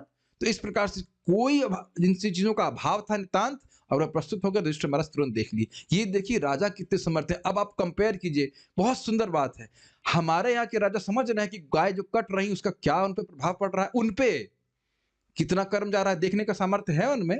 और गाय ही नहीं कट रही, जो मुर्गे कट रहे हैं और ये बाकी सारी कट रही हैं, कितना शराब की दवा, सॉरी शराब खाने सबसे पहले खोले जाने बहुत महत्वपूर्ण है, कोविड में जरूरी है ना। सब कमजोर हो गए, नरक तक पहुंचने से पहले बेहोश हो जा रहे हैं। थोड़ा शराब पिला दिया जाए उनको, इसलिए सबसे पहले शराब के ठेके खोल रहे। क्या तो देख लीजिए, एकदम अंधे हैं कि नहीं। बल्कि अगर उल्टे तरह से कहा जाए कि आज के राजा कह रहे हैं कि भाई हमारे राज्य में तो अधर्म का अभाव बिल्कुल नहीं था, ये धर्म कैसे प्रस्तुत हो गया। भाई काले कपड़े में सफेद डॉट भी दिखता है ना, तो ये कैसे हो रहा है, खत्म करो उसको, खत्म करो। कि नहीं। लेकिन जब महाराज युधिष्ठिर को अपने राज्य के देवी वातावरण में यत्किंचित परिवर्तन का अनुभव होने लगा तो वे चकित हो गए और उन्हें तुरंत आशंका हुई कि भगवान अब प्रकट हो गए। वो सूर्य से समझ लीजिएगा उदाहरण। जीविका के अनुचित साधनों का अर्थ है अपनी वृत्ति परक कर्म से हटना।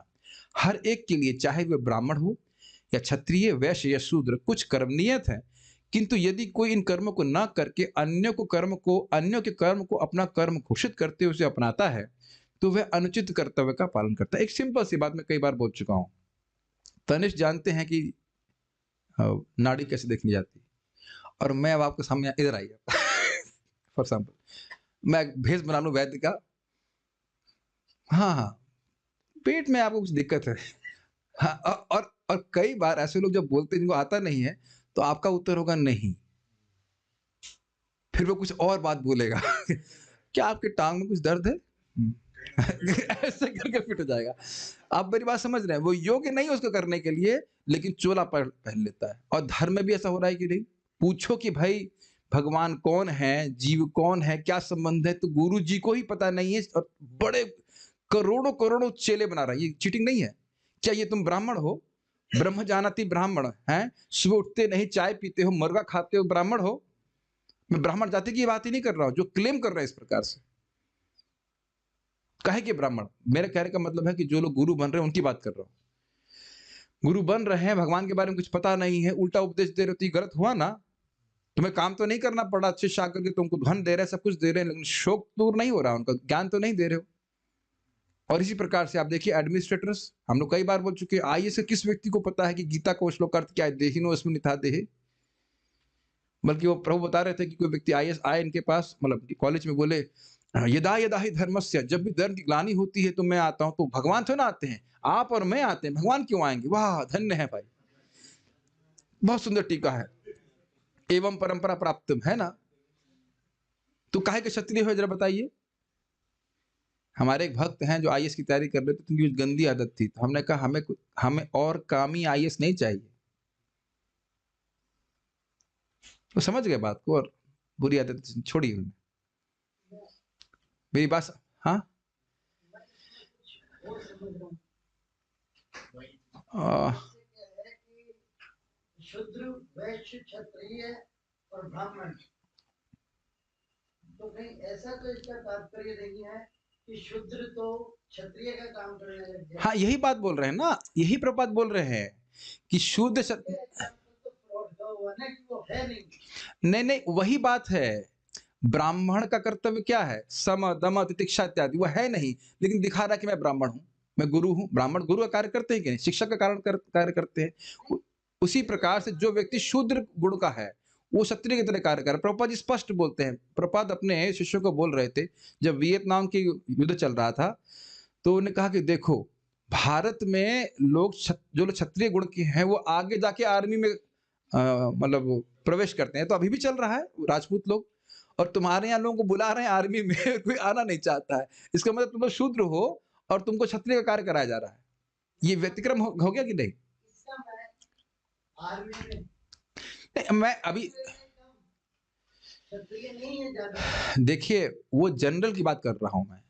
अब मैं किसी इस आर्मी भारतीय आर्मी की बात नहीं कर रहा हूं, लेकिन ऐसा मत सोचिए भारत में आज भी बहुत ही मतलब क्या कहते हैं साहसी लोग हैं, लेकिन जनरली आप देखेंगे तो अब हमने ऐसे भी सुना कि भाई शूद्र के रूप में भी हैं बहुत ऑब्वियसली सर। हाँ बता रहे हैं गांव में हैं जो युद्ध शुरू हुआ तो वापस आ गए लौट करके। हाँ तो पैसे के लिए युद्ध कर रहे हैं, तो उसमें बहुत ज्यादा व्याख्या हो सकती है, लेकिन आप उसको समझ रहे हैं लोग गलत तरह से कार्य कर रहे हैं। हाँ और वैश्य करते ही नहीं कि फिर वही एग्जाम्पल की सर्फ घोल करके हम मिल्क का बिजनेस कर रहे हैं धोखेबाजी है कि नहीं? ये सब शूद्रत्व है। किंतु यदि कोई इन कर्मों को ना करके अन्य के कर्म को अपना कर्म घोषित करते हुए उसे अपनाता है तो वह अनुचित कर्तव्य का पालन करता है।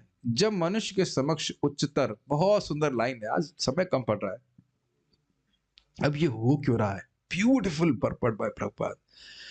जब मनुष्य के समक्ष उच्चतर जीवन उद्देश्य नहीं होता और वह सोचता है कि उसका कुछ वर्षों का भौतिक जीवन ही सब कुछ है, तो मनुष्य संपत्ति तथा शक्ति के लिए अत्यधिक लोभी बन जाता है। इसकी तो व्याख्या की आवश्यकता ही नहीं, इतना क्लियर स्टेटमेंट।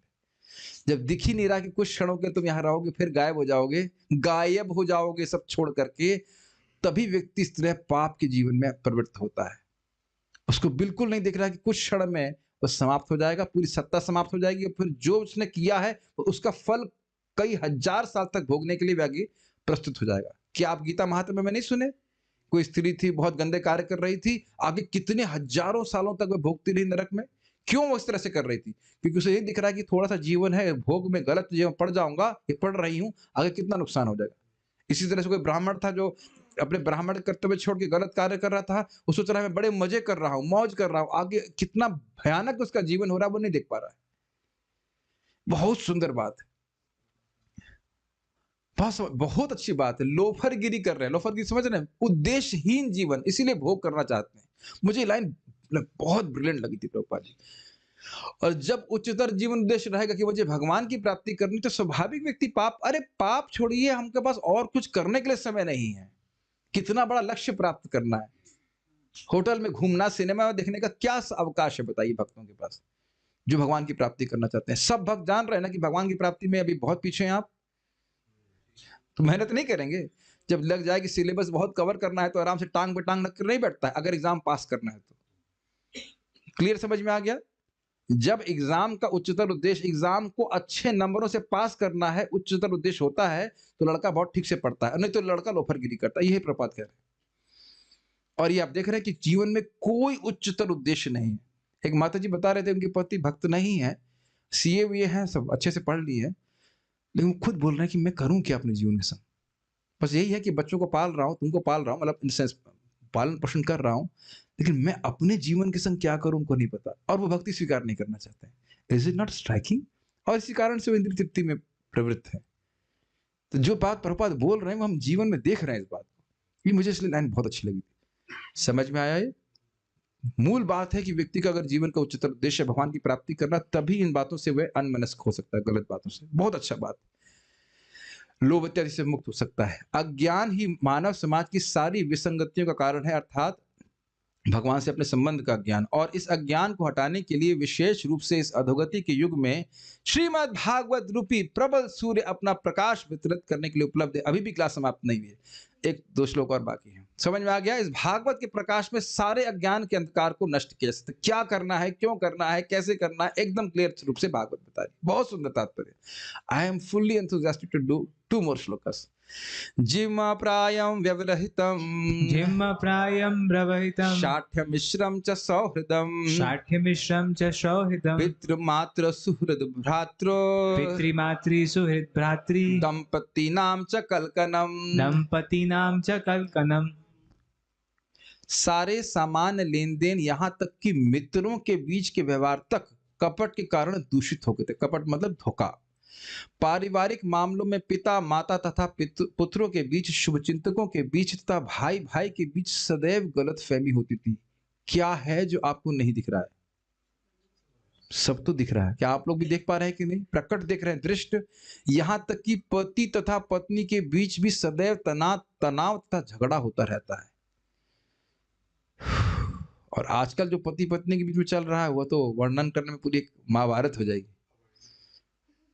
अनिर्वचनीय है जिसको वचन से बोला नहीं जा सकता। हम लोग कल्पना नहीं कर सकते। कोई लड़की है, मैं थोड़ी घटना बता देता हूँ यहाँ पे कि एक लड़की, मुझे भक्त बता रहे थे, उन्हीं संग ऐसा हुआ। एक ब्राह्मण लड़की आई, कहती हमारा कोई नहीं है, हमारे पिता मार गए हैं, ये है वो, शादी कर लीजिए। शादी कर लिए। अब वो बहुत उसको परेशान किया, रूम के अंदर बंद कर देना, ये वो, और अब उसके बाद अब डिवोर्स हो रहा है और 20 लाख 30 लाख रुपए ले रही। बताइए।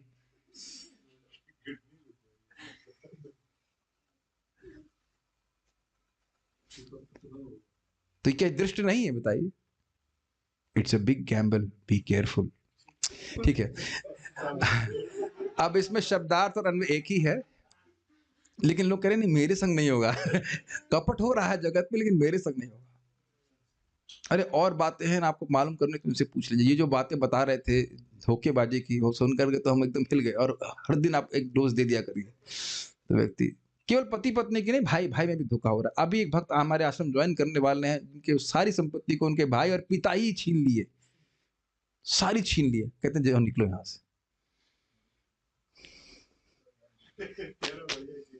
बढ़िया की एक अलग बात है, लेकिन कपट तो है ना। तो चलिए अब सुनते हैं। जिम प्रायम कौटिल्य प्रचुर। अब कह रहे हैं प्रभु जी कौटिल्य तो मतलब चतुरता होती है। हमारे एडिटर साहब बोले देख लो भाई, कुटिलता को पॉजिटिव ले रहे हैं हमारे एडिटर। कुटिल, आप कहें कि तुम बड़े कुटिल हो तो आप बड़े खुश हो जाएंगे, है कि नहीं? तनिष प्रभु आप बड़े कुटिल हैं ये कोई गुणगान है? हमारे एडिटर साहब आजकल का छोटे बच्चे हैं, तो वो कह रहे प्रभु जी ये तो गुण है। कुटिलता मतलब चतुरता। अरे चतुरता नहीं, कुटिलता मतलब समझ रहे कैसी चतुरता? दूसरे को धोखा देने वाली चतुरता। इसीलिए कौटिल्य प्रचुर बोला, धोखा देना। प्राय जिम मतलब अब धोखा ही होता है। और प्राय शब्द व्यवहारितम मतलब व्यवहार में, सामान व्यवहार में, समस्त सामान लेन देन के कार्य में, हर छोटी चीज में व्यक्ति धोखा कर रहा है। दृष्टवा, अब उनको यही दिक्कत हुई कि भाई ये दृष्टवा शब्द श्लोक में है नहीं, तो ये दृष्टवा आखिरी श्लोक में है 5वें, उसको सप्लाई करना पड़ेगा। जिह्वा प्रायम व्यवृतम दृष्टवा, यह देख करके कि समान व्यवहार में लोग चीटिंग कर रहे हैं। ठीक, रोज नौकरी में भी हमारे वक्त बता रहे थे, खाली हम लैपटॉप पे हल्का हल्का ऐसा कुछ कर देते हैं, एक बटन दबा देते हैं तो लगता है कि हम जो है नौकरी में। और आप लोग से भी धोखा हो रहा, काम कराएंगे 10 लाख का आप देंगे, आपको 50,000 जो भी कुछ। मैं एक अंदाज से बोल रहा हूँ, दोनों तरह से चीटिंग है कि नहीं? समान व्यवहार में चीटिंग कर रहा है। आजकल ऑनलाइन क्लासेस हो गई तो बच्चे कितनी चीटिंग करते हैं अपना कुछ फेक वीडियो बना देंगे। काफी अच्छा, आप लोग भी सीख सकते हैं। जो लोग भी वीडियो ऑन नहीं करना चाहते हैं वो सीख लीजिए किस प्रकार चीटिंग करते हैं। तो आप लोग ऐसे करते हुए दिखेंगे। हाँ, वेरी नाइस क्लास। बीच बीच में आप मैसेज कर सकते हो तो मुझे लगेगा कि आप लोग क्लास सुन रहे हैं ठीक है, तो ऐसा सामान्य में चीटिंग होती है।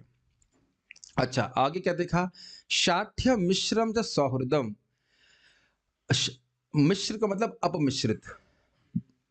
शाठ्य कपट से अपमिश्रित थे, मैत्रीपूर्ण शुभ चिंतकों से संबंधित व्यवहार। ये समझा? उसको दृष्टवा। देखिए थोड़ा अंतर हो गया। जब समान व्यवहार की बात कर रहे हैं तो जैसे हमारे क्या नाम है नकुल प्रभु, आपका शॉप था, तो जो व्यक्ति आपसे कपड़ा लेने के लिए आता था वो आपका सुहृद है। आप समझ रहे हैं मैं क्या बोल रहा हूँ? नहीं, वो आपका सुहृद उहृद कुछ नहीं, और आप भी सुहृद नहीं। पूछे जरूर होंगे कि साहब चाय पियेंगे क्या? पूछे होंगे, आप जानते हैं। तो ना वह आपका सुहृद है ना आप उसके सुहृद है, ये समान व्यवहार हो रहा है। तो चाय क्यों पिलवा रहे हैं? थोड़ा सा कुछ मतलब ये, और एक दो साड़ी और खरीद के जाए, है कि नहीं? और आप बोले भी होंगे भाई ये तो मैं सबसे कम डिस्काउंट पे दे रहा हूँ, बोल रहे हैं कि नहीं? तो ये तो खैर, ये तो खैर बिजनेस में थोड़ा बहुत चलता ही है, लेकिन हम खाली बोल रहे थे समान व्यवहार मतलब प्रेम नहीं है, सामान्य डीलिंग है, उसमें भी लोग चीटिंग करते हैं। ठीक, अब चलो उसमें चीटिंग करने कोई बात नहीं, लेकिन जिनको हम अपना प्रेमी मानते हैं, जो हम सोचते हैं कि हमारे शुभ चिंतक हैं, जो हम सोचते हैं वो है नहीं, हमारे सोच रहे हैं, वह भी तो कपट करते हैं, ये कह रहा है। कुछ अंतर देख रहे हैं दोनों बातों में? एक व्यक्ति से आपको कोई भावना नहीं जुड़ी हुई है, आप जान रहे हो, आप ये भी नहीं मान रहे हो कि आपका शुभ चिंतक है, वह तो चीटिंग करता ही है, वो समान व्यवहार की बात हुई। और जिसको आप अपना शुभ चिंतक मानते वह भी चीटिंग करता है। अब यहां पे एक शब्द प्रभुपाद ने बड़ा सुंदर अनुवाद किया है, अपमिश्रित। अगर खीर में कर्पूर मिला दें तो ये अपमिश्रण है कि मिश्रण? मिश्रण, उससे वो और अच्छी हो जाती है। लेकिन मिट्टी का तेल मिला दें तो वह अपमिश्रण हो गया। अब समझ में आ गया? तो सौहार्द समझ रहे हैं, मिट्टी की तेल नहीं समझ रहे हैं, कैरोसिन ऑयल। तो किसी से बहुत प्रेम है, हम मान रहे हैं कि हमारा सुहृद है, और उससे कपटता हो तो कितना दुख लगेगा बताइए? बात समझ पा रहे हैं? तो यानी जो शुभ चिंतक है तथागत, तो वह भी कपट कर रहे हैं, ये देखा उन्होंने। तो कुछ इंटेंसिटी बढ़ी कि नहीं बढ़ी? समान व्यवहार में चीटिंग को चलो सहन कर लेगा, जब शुभ चिंतक ही चीटिंग कर रहा है तो अधर्म बढ़ गया कि नहीं? ये बात बोल रहा है। और क्या देखा? पितृ, पिता, मातृ मतलब माता, सुहृद मतलब शुभ चिंतक, भ्रातृ मतलब निजी भाई, अपना खून के संबंध वाला भाई, और दंपत्ति नाम और पति पत्नी विषय में भी कलकनम दृष्टवा, पारस्परिक कलह को देखा। इसीलिए आजकल स्त्रियां शादी नहीं करना चाहती। Obviously it's not a general rule, लेकिन काफी हमने सुना है कर्मी जगत में भी लोग शादी नहीं करना चाहते। क्यों? पति के अनुगत्य में रहना पड़ जाएगा। Although it is not a general rule की शादी नहीं करना चाहते, लेकिन एक है, और शादी करने के बाद भी अनुगत्य नहीं रहना चाहते, इसका अर्थ समझ रहे हैं ना? अब हम बोल दे रहे हैं कि हमने सुना, हम बोल रहे हैं प्रभु जी ये बॉयफ्रेंड गर्लफ्रेंड तो आजकल नॉर्मल हो गया है। तो एकदम से मतलब मुंह खुला रहे, व्हाट? वो भी कंजर्वेटिव सिटीज में। और दिल्ली की तो बात ही छोड़ दीजिए।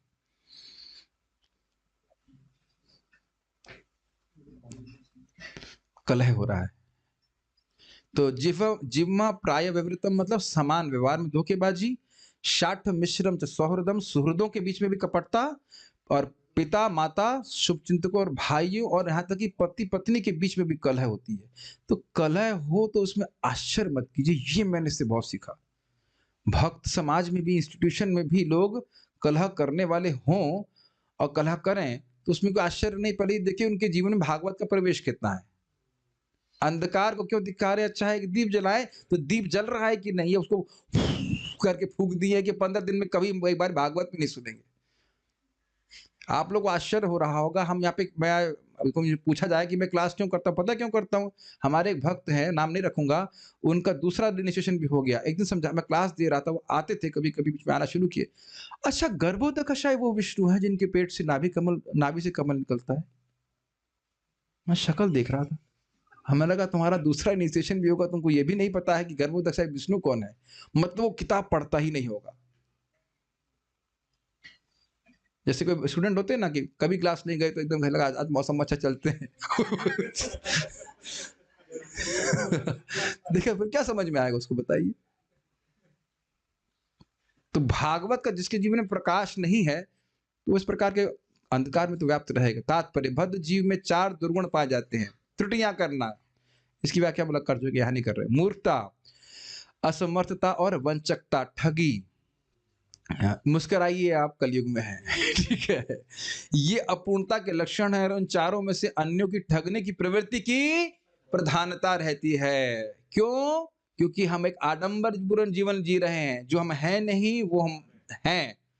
है मतलब जगत में है इस प्रकार से कि मैं ये शरीर हूँ और उसके और उपाधि को मुखौटा चढ़ाए हुए कि बहुत सुंदर है, बहुत अच्छे हैं, इत्यादि इत्यादि। यस, यह ठगी बद्ध जीवों में इसलिए आती है क्योंकि वे प्रकृति पर प्रभुता जताने की अप्राकृत इच्छा से लिप्त होकर भौतिक जगत में फंसे हुए हैं। थोड़ा क्षमा कीजिएगा, क्लास लेट हो रही है, 8:30 पे नहीं हो पाएगी, 7:45 पे खत्म कर देंगे। थोड़ा सा ध्यान रखिए, हम झूठ नहीं बोल रहे हैं, झूठ नहीं बोल रहे हैं। ठीक है, 15 मिनट में हो जाएगा। ये कितनी सुंदर बात है, ये सच रिलेशेबल तात्पर्य। जीव भोग करना चाहता है इसलिए धोखा देगा ही। मैं फिर से बोल रहा हूं इस बात को, जो जीव भोग प्राप्त करना चाहता है वो आपके संग कुछ भी कर सकता है, चाहे वो पिता हो, माता हो, भाई, कुछ भी हो। अब मैं ये नहीं कह रहा हूं सारी माताएं ऐसे करती हैं, लेकिन यदि भोग की इच्छा है तो अब उसके सामने उसको यह चिंता नहीं होगी कि आपको उससे कितना कष्ट होगा। फिर वही बात सोच लीजिए, मैं सर्फ पिला रहा हूं तो मैं ये नहीं सोच रहा हूं कि उस सामने वाले को शरीर में कितना कष्ट होगा। और इस उपलक्षण से सारे कार्य समझ लीजिए जो मिलाए जा रहे हैं आजकल। प्लास्टिक का चावल, I mean give me a break. Plastic का चावल, वीडियो आपने देखे हैं कि नहीं सबने? हाँ, वो पत्ता गोभी प्लास्टिक में, और कुछ नहीं मिला। क्या कमाल होगी, जरा तुम मुझसे बताओ। आप बताओ कि आपको, आप भक्त हो सब लोग, क्या किसी को आप ये माउस का अचार, सॉरी माउस का अचार बोलने में गंदा लग रहा है, इस माउस का पकौड़ा बना माउस नहीं बोलता, सॉरी, मोबाइल का पकौड़ा बना के खिलाएंगे आप? मोबाइल कवर को ऐसे निकाल के, चलो कुछ काम करना है, इसको तल देते, तल के खिला देंगे, कभी ऐसा करेंगे आप? और देखिए लोग प्लास्टिक की कैबेज बना के दे रहे हैं। यानी ये भी कोई सोच सकता था? हमारे बाबा जी कभी सोच सकते थे कि सब्जी खरीदने जा रहे हैं तो प्लास्टिक सब्जी देगा? अनइमेजिनेबल है ना। सब कुछ तो गलत है। आपने देखा नहीं, जो आप लोग दिल्ली में इधर खा लेते हैं, दिखा रहे थे लोग, कोई लोग वीडियो भेज देते हैं, कभी कभी मैं भेज देता, मैं देखता हूँ कैसे गंदे पानी से वो चाट वाट बना करके खिला देता है और आप लोग आप खा रहे हैं। हाँ, बहुत गंदा। हाँ हाँ, प्रतापगढ़ में एक सो कॉल्ड डिवोटी था। हाँ, मिठाई की दुकान थी।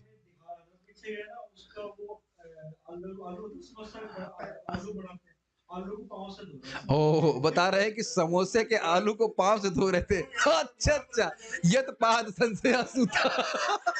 उनके चरणों का आश्रय लेकर के व्यक्ति मन यहाँ पर समाया ना, उसका मन पवित्र हो जाता है, और इतना पवित्र हो जाता है कि सद्या पुनन्ति उपसृष्टा सर्वधन्या पुरुष सेवया।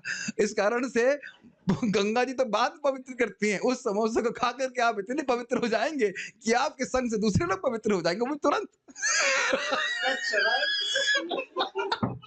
ये तो बहुत हंसी की बात हो गई। देख लो, और आपने सुना था कि ब्रेड को भी लोग पांव से धोते करते थे। साबुदाने में कीड़े घुल कर आ जाते हैं। बहुत इस प्रकार से गंदगी है, इसलिए होटल में नहीं खाना चाहिए। क्यों? प्रकृति पर प्रभुता जताने की अप्राकृतिक इच्छा। जीव का इस भौतिक जगत से कोई संबंध नहीं है। हीरो बनना चाहता है, प्रभु बनना चाहता है, ये बात बहुत सुंदर तात्पर्य, इसलिए मैं आप लोग अधिक थोड़ा समय दे रहा हूं। शुद्ध अवस्था में जीव नियमों द्वारा बंधित नहीं रहता। नारद जी, कोई नियम नहीं, कहीं पहुंच सकते हो, क्योंकि अपनी शुद्ध अवस्था में उसे यह ज्ञान रहता है कि जीव परम पुरुष के अधीन है। अरे अभी तो बोल रहे कोई नियम नहीं रहता, और उधर बोल रहे अधीन रहता है, ये क्या मतलब है? सिंपल, डीएम गवर्नमेंट के अधीन रहता है, इसलिए वो जेल में जब चाहे अंदर जा सकता है और बाहर जा सकता है। समझ में आ गया? और जो हीरो लोग वहां जेल में बैठे हैं समझ रहे हैं, वो जेल में इसीलिए है क्योंकि भगवान की, गवर्नमेंट की आज्ञा नहीं मानते। क्लियर, समझ में आ गया? एक बात मैं यहाँ पे आरिफ में बोल दे रहा हूं कि यदि जेल में घूम रहा है डीएम, तो भी वह जेल के नियमों से बंधा नहीं है, मुक्त अवस्था में। वो मुक्त की डेफिनेशन फिर क्लियर कर रहा हूं। और इस तरह अधीन बने रहना उसके हित में है, बजाय इसके कि वह परमेश्वर की संपत्ति पर झूठी प्रभुता जताए। समझ में आ गया? वस्तु कोई है नहीं हमारी, लेकिन हम मान के बैठे हैं, लिख भी दे रहे हैं, पत्थर से लिख दे रहे हैं, पत्थर पे अंकित कर दिया है कि व्हाटएवर अरोड़ा निवास। लेकिन अरोड़ा जी कहाँ चले गए, अब कहाँ निवास कर रहे हैं मरने के बाद, इसकी जानकारी अरोड़ा जी एंड फैमिली को भी नहीं है। है ना? अच्छा, एक और बात पता है, कहीं अगर सामर्थ्य हमारे पास लिख दे अरोड़ा निवास, तो नीचे लिख दो कब तक।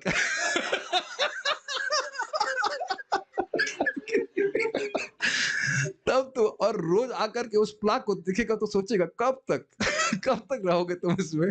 खैर, इसी को झूठी प्रभुता कहते हैं। आंख तक हमारी खुद की नहीं है, न बना सकते हैं, फिर भी प्रश्न नहीं करते कि दी किसने और किस लिए।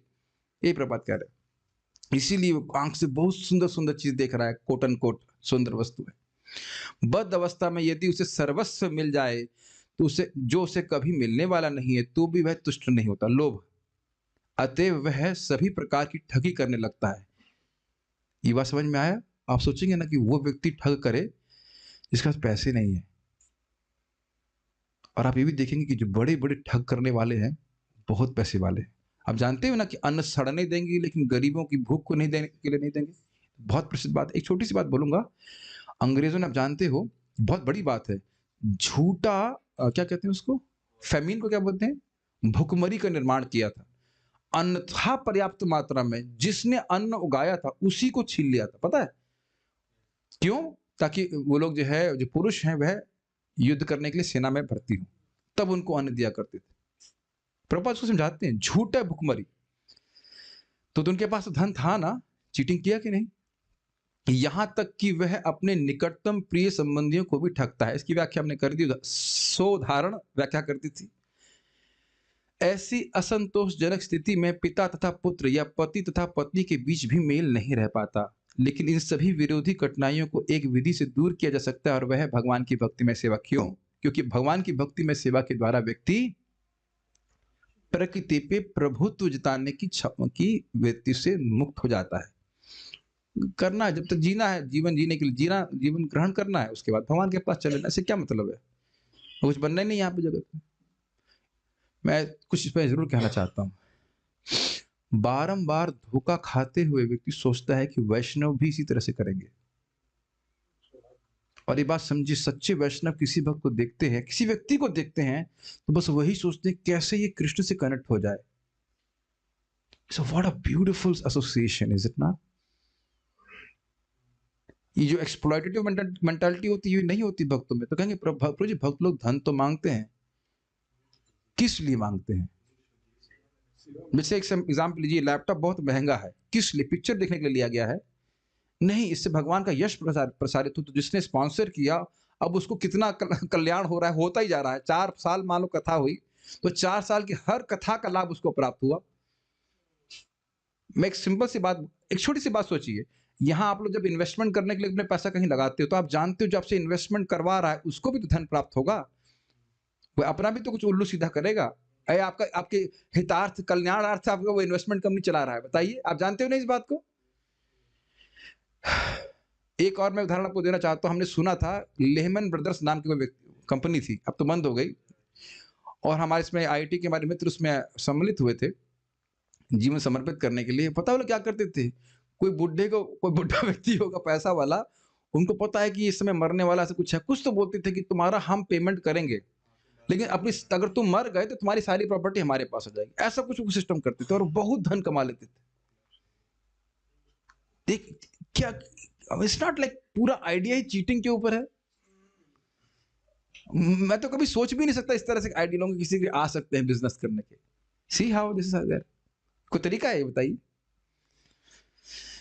लेकिन इन सभी विरोधी कठिनाइयों को एक विधि से दूर किया जा सकता है, और वह भगवान की भक्ति में सेवा। पाखंडमय भगवान संसार को भगवान की भक्ति में सेवा की प्रतिक्रिया द्वारा ही रोका जा सकता है, अन्य किसी विधि से नहीं। एक प्रकार का एक ये कोविड फैल रहा है, वायरस फैला हुआ है। कौन सा वायरस? प्रकृति पे प्रभुत्व जताने का वायरस। तो उसका एकमात्र वैक्सीन क्या है? हरे कृष्णा कृष्णा कृष्णा हरे हरे, हरे राम राम राम हरे हरे। धोखा देने की प्रवृत्ति भागवत हरि नाम से नष्ट होती है। जब महाराज युधिष्ठिर ने इस प्रकार की विषमता देखी, तो उन्होंने अनुमान लगा लिया कि इस धरती से भगवान का तिरोभाव हो चुका है। एक और बात कहना चाहूंगा, आपने देखा है कि जब आप कुछ भगवान के बारे में बोलना चाहते हो, तो you want to be doubly sure you don't make wrong. हमने देखा, हमें बड़ा अच्छा लगता है कि स्टूडेंट्स भी कई बार पूछते हैं, प्रभु जी ये बात समझ में नहीं आई, हमें क्लास देना है। क्यों? बताइए क्यों? क्योंकि वह धोखा नहीं देना चाहते। ये साधु का स्वभाव है। ठीक है, आखिरी श्लोक का। खुश? निमित्तानि अत्यरिष्ठानि तानि अत्यरिष्टानि काले तु अनुगते नृणाम् काले त्वनुगते नृणाम् लोभादि धर्म प्रकृतिम लोभादिधर्म प्रकृतिं दृष्टो वाचानुजम नृपः। दृष्ट्वो वाचानुजं नृपः। काल क्रम में ऐसा हुआ कि लोग लोभ, क्रोध, गर्व इत्यादि के अभ्यस्त हो गए। महाराज युधिष्ठिर ने इन सब अपशकुनों को देखकर अपने छोटे भाई से कहा, अन्वय देखिए, अति अरिष्ठानि निमित्तानि, अति गंभीर, अति मतलब गंभीर, घोर, अरिष्टानी अशुभ लक्षण वाले। अरिष्ट शब्द कहाँ सुना है आपने? अरिष्टासुर जी को। तो अरिष्टासुर मतलब अशुभ लक्षण वाला असुर। तो उसी तरह से अशुभ लक्षणों को, निमित्तानी अपशकुनों को, ये समझ में आ रहा है। आगे जो बहुत खराब होने वाला है उसकी सूचना देने वाले कारणों को देखा। और कालक्रम में, काल अर्थात कालक्रम में, काल के क्रम में, तू मतलब तो, अनुगते उसका अनुसरण करने वाले। इसका अर्थ समझिएगा, कलयुग आ रहा है कि नहीं क्रम से, तो अब कलयुग के अनुसार, समझ में आया? जब सतयुग आएगा तो सतयुग के अनुसार लोगों की वृत्ति होगी कि नहीं धर्म में? तो ये कह रहे हैं काले तू अनुगते नृणाम, काल कर्म में कली आ रहा है तो अब उन्हीं की, उसी का दासत्व करते हुए उसी के अनुसार नृणाम अर्थात मानव जाति की लोभ आदि, यानी कि काम, क्रोध, लोभ आदि की अधर्म प्रकृति, अधर्म की आदतों को, स्वभाव को दृष्टवा देखकर नृपः राजा, कौन से राजा? युधिष्ठिर ने अनुजम अर्थात अपने भाई, छोटे भाई से कहा। अब आप समझ रहे हैं कि दृष्टवा शब्द पिछले अन्वय में कैसे आ रहा है? इसी से आ रहा है। ये दृष्टवा शब्द इन वस्तु में भी इन चीजों में लगेगा और अन्य सभी में आपको दृष्टवा लगाना पड़ेगा। तो माय डियर एडिटर, आपको समझ में आ गया दृष्टवा कैसे लग रहा है? I was not cheating with अन्वय, ठीक है। निमित्तानि अति अरिष्टानि, उन कारणों को देखा जो अति भयानक अशुभों के लक्षणों को प्रस्तुत कर रहे थे। काले तु अनुगते नृणाम, देखा कि काल के गति, काल के क्रम की अनुगत्य स्वीकार कर रहे थे। अनुगत समझते हैं, जैसे गुरु जी हैं वैसे उनके अनुगत्य में हम। तो कली के चेले बन रहे हैं लोग, इंसानों में उनका अनुगत्य हुआ काल के प्रभाव से। क्या हो गया? लोभ आदि, लोभ के उपलक्षण से, लोभ, काम, क्रोध आदि सभी की अधर्म प्रकृति, आदि दिख रहा है आपको, लोभ आदि अधर्म प्रकृति, लोगों का स्वभाव ही अधर्म में हो गया। इसको दृष्टवा, उसको देख करके राजा युधिष्ठिर महाराज ने अपने अनुज भीम से कहा। नृपः, नृपः शब्द हम छूट गया लग रहा है उसमें ना, तो वहां राजा था क्या? अच्छा नहीं, सॉरी, हाँ राजा नहीं था। दृष्टो वाचा अनुजम नृपः, नृपः मतलब राजा युधिष्ठिर ने अनुजन अपने भाई को कहा, भाई मतलब भीम को कहा। बस हो गया। तात्पर्य, जब समाज में लोभ, क्रोध, अधर्म तथा दंभ जैसे अमानवीय लक्षणों का प्राधान्य हो उठा तो महाराज युधिष्ठिर जैसे धर्मात्मा राजा अत्यंत शुभ हो उठे। अगर हम इसको थोड़ा सा चेंज करें पद को, जब समाज में अच्छी वृत्तियों का प्राधान्य हो गया तो आज के कलयुग के राजा बड़े शुभ हो गए कि भाई लोग मीट क्यों नहीं खा रहे हैं, शराब क्यों नहीं पी रहे हैं, चिंता हो गई, इसीलिए हाँ बीमार हो जाएंगे, जिएंगे कैसे। ये आप मजाक मत सोचिएगा। हमारे महाराज जी थे, कविचंद्र महाराज जी, अभी भी हैं। तो जब वो मांस छोड़ दिए तो उनके माता पिता को चिंता हुई, डॉक्टर के पास भेजे। डॉक्टर कहता है may be you can live, शायद तुम जिंदा बच जाओ। सी, या आजकल के डॉक्टर भी बोलते हैं ब्रह्मचर्य तोड़ने से तो कोई शरीर में कठिनाई नहीं होगी। कौन कॉमन है, ये सब तो सब मान्यता से भ्रांति है। ब्रह्मचर्य वगैरह से पालन करने से कुछ नहीं, पागल हैं लोग।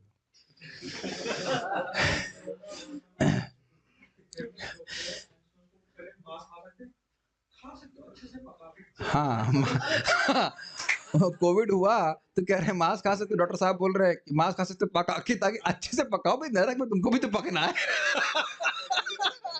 और ये समझ नहीं रहा है कि खुद पकेगा, वो उपदेश दे रहा है। तो ये देख रहे हैं लोग अब अधर्म, धर्म बढ़ता तो लोग दिक्कत होती। घर में भी तो देखिए जो माता पिता भक्त नहीं है, क्या कर रहे हो ये सुबह 4 बजे उठ करके, इससे अच्छा सो जाकर तुम, ऐसा बोलते हैं। क्या पागल जैसे सुबह उठ के जब कर रहे हो? हाँ अब बता रहे हैं भक्त, जबरदस्ती मांस खिलाया जाता है। तो सब बड़ा गड़बड़ है। मतलब राजा तो लीडर है, बाकी जो छोटे छोटे मिनी लीडर हैं वह भी सब गलत कर रहे हैं। इस कथन से ऐसा प्रतीत होता है कि पतित समाज के सारे लक्षण उस काल के लोगों को अज्ञात थे और कलयुग के आगमन के साथ इनका अनुभव किया जाना उनके लिए आश्चर्यजनक था। मतलब समझ में आए, उस समय युधिष्ठिर महाराज के समय में ऐसा होना नहीं चाहिए था, ऐसा होता ही नहीं था, तो इसमें उनको आश्चर्य हो रहा था। तो क्या बोला वो हम कल सुनेंगे। प्रश्न तो हमारे पास कोई है भी नहीं, आज कुछ कमेंट्स हो सकती हैं। तो कुछ भक्त तो बता रहे हैं कि रुकते हैं, तो हम लोग लेकिन नरसिंह प्रणाम जरूर करेंगे और उसके बाद रुकेंगे। श्रीमद् भागवतम की जय, श्रील प्रभुपाद की जय, ताई गौर प्रेमानंदे।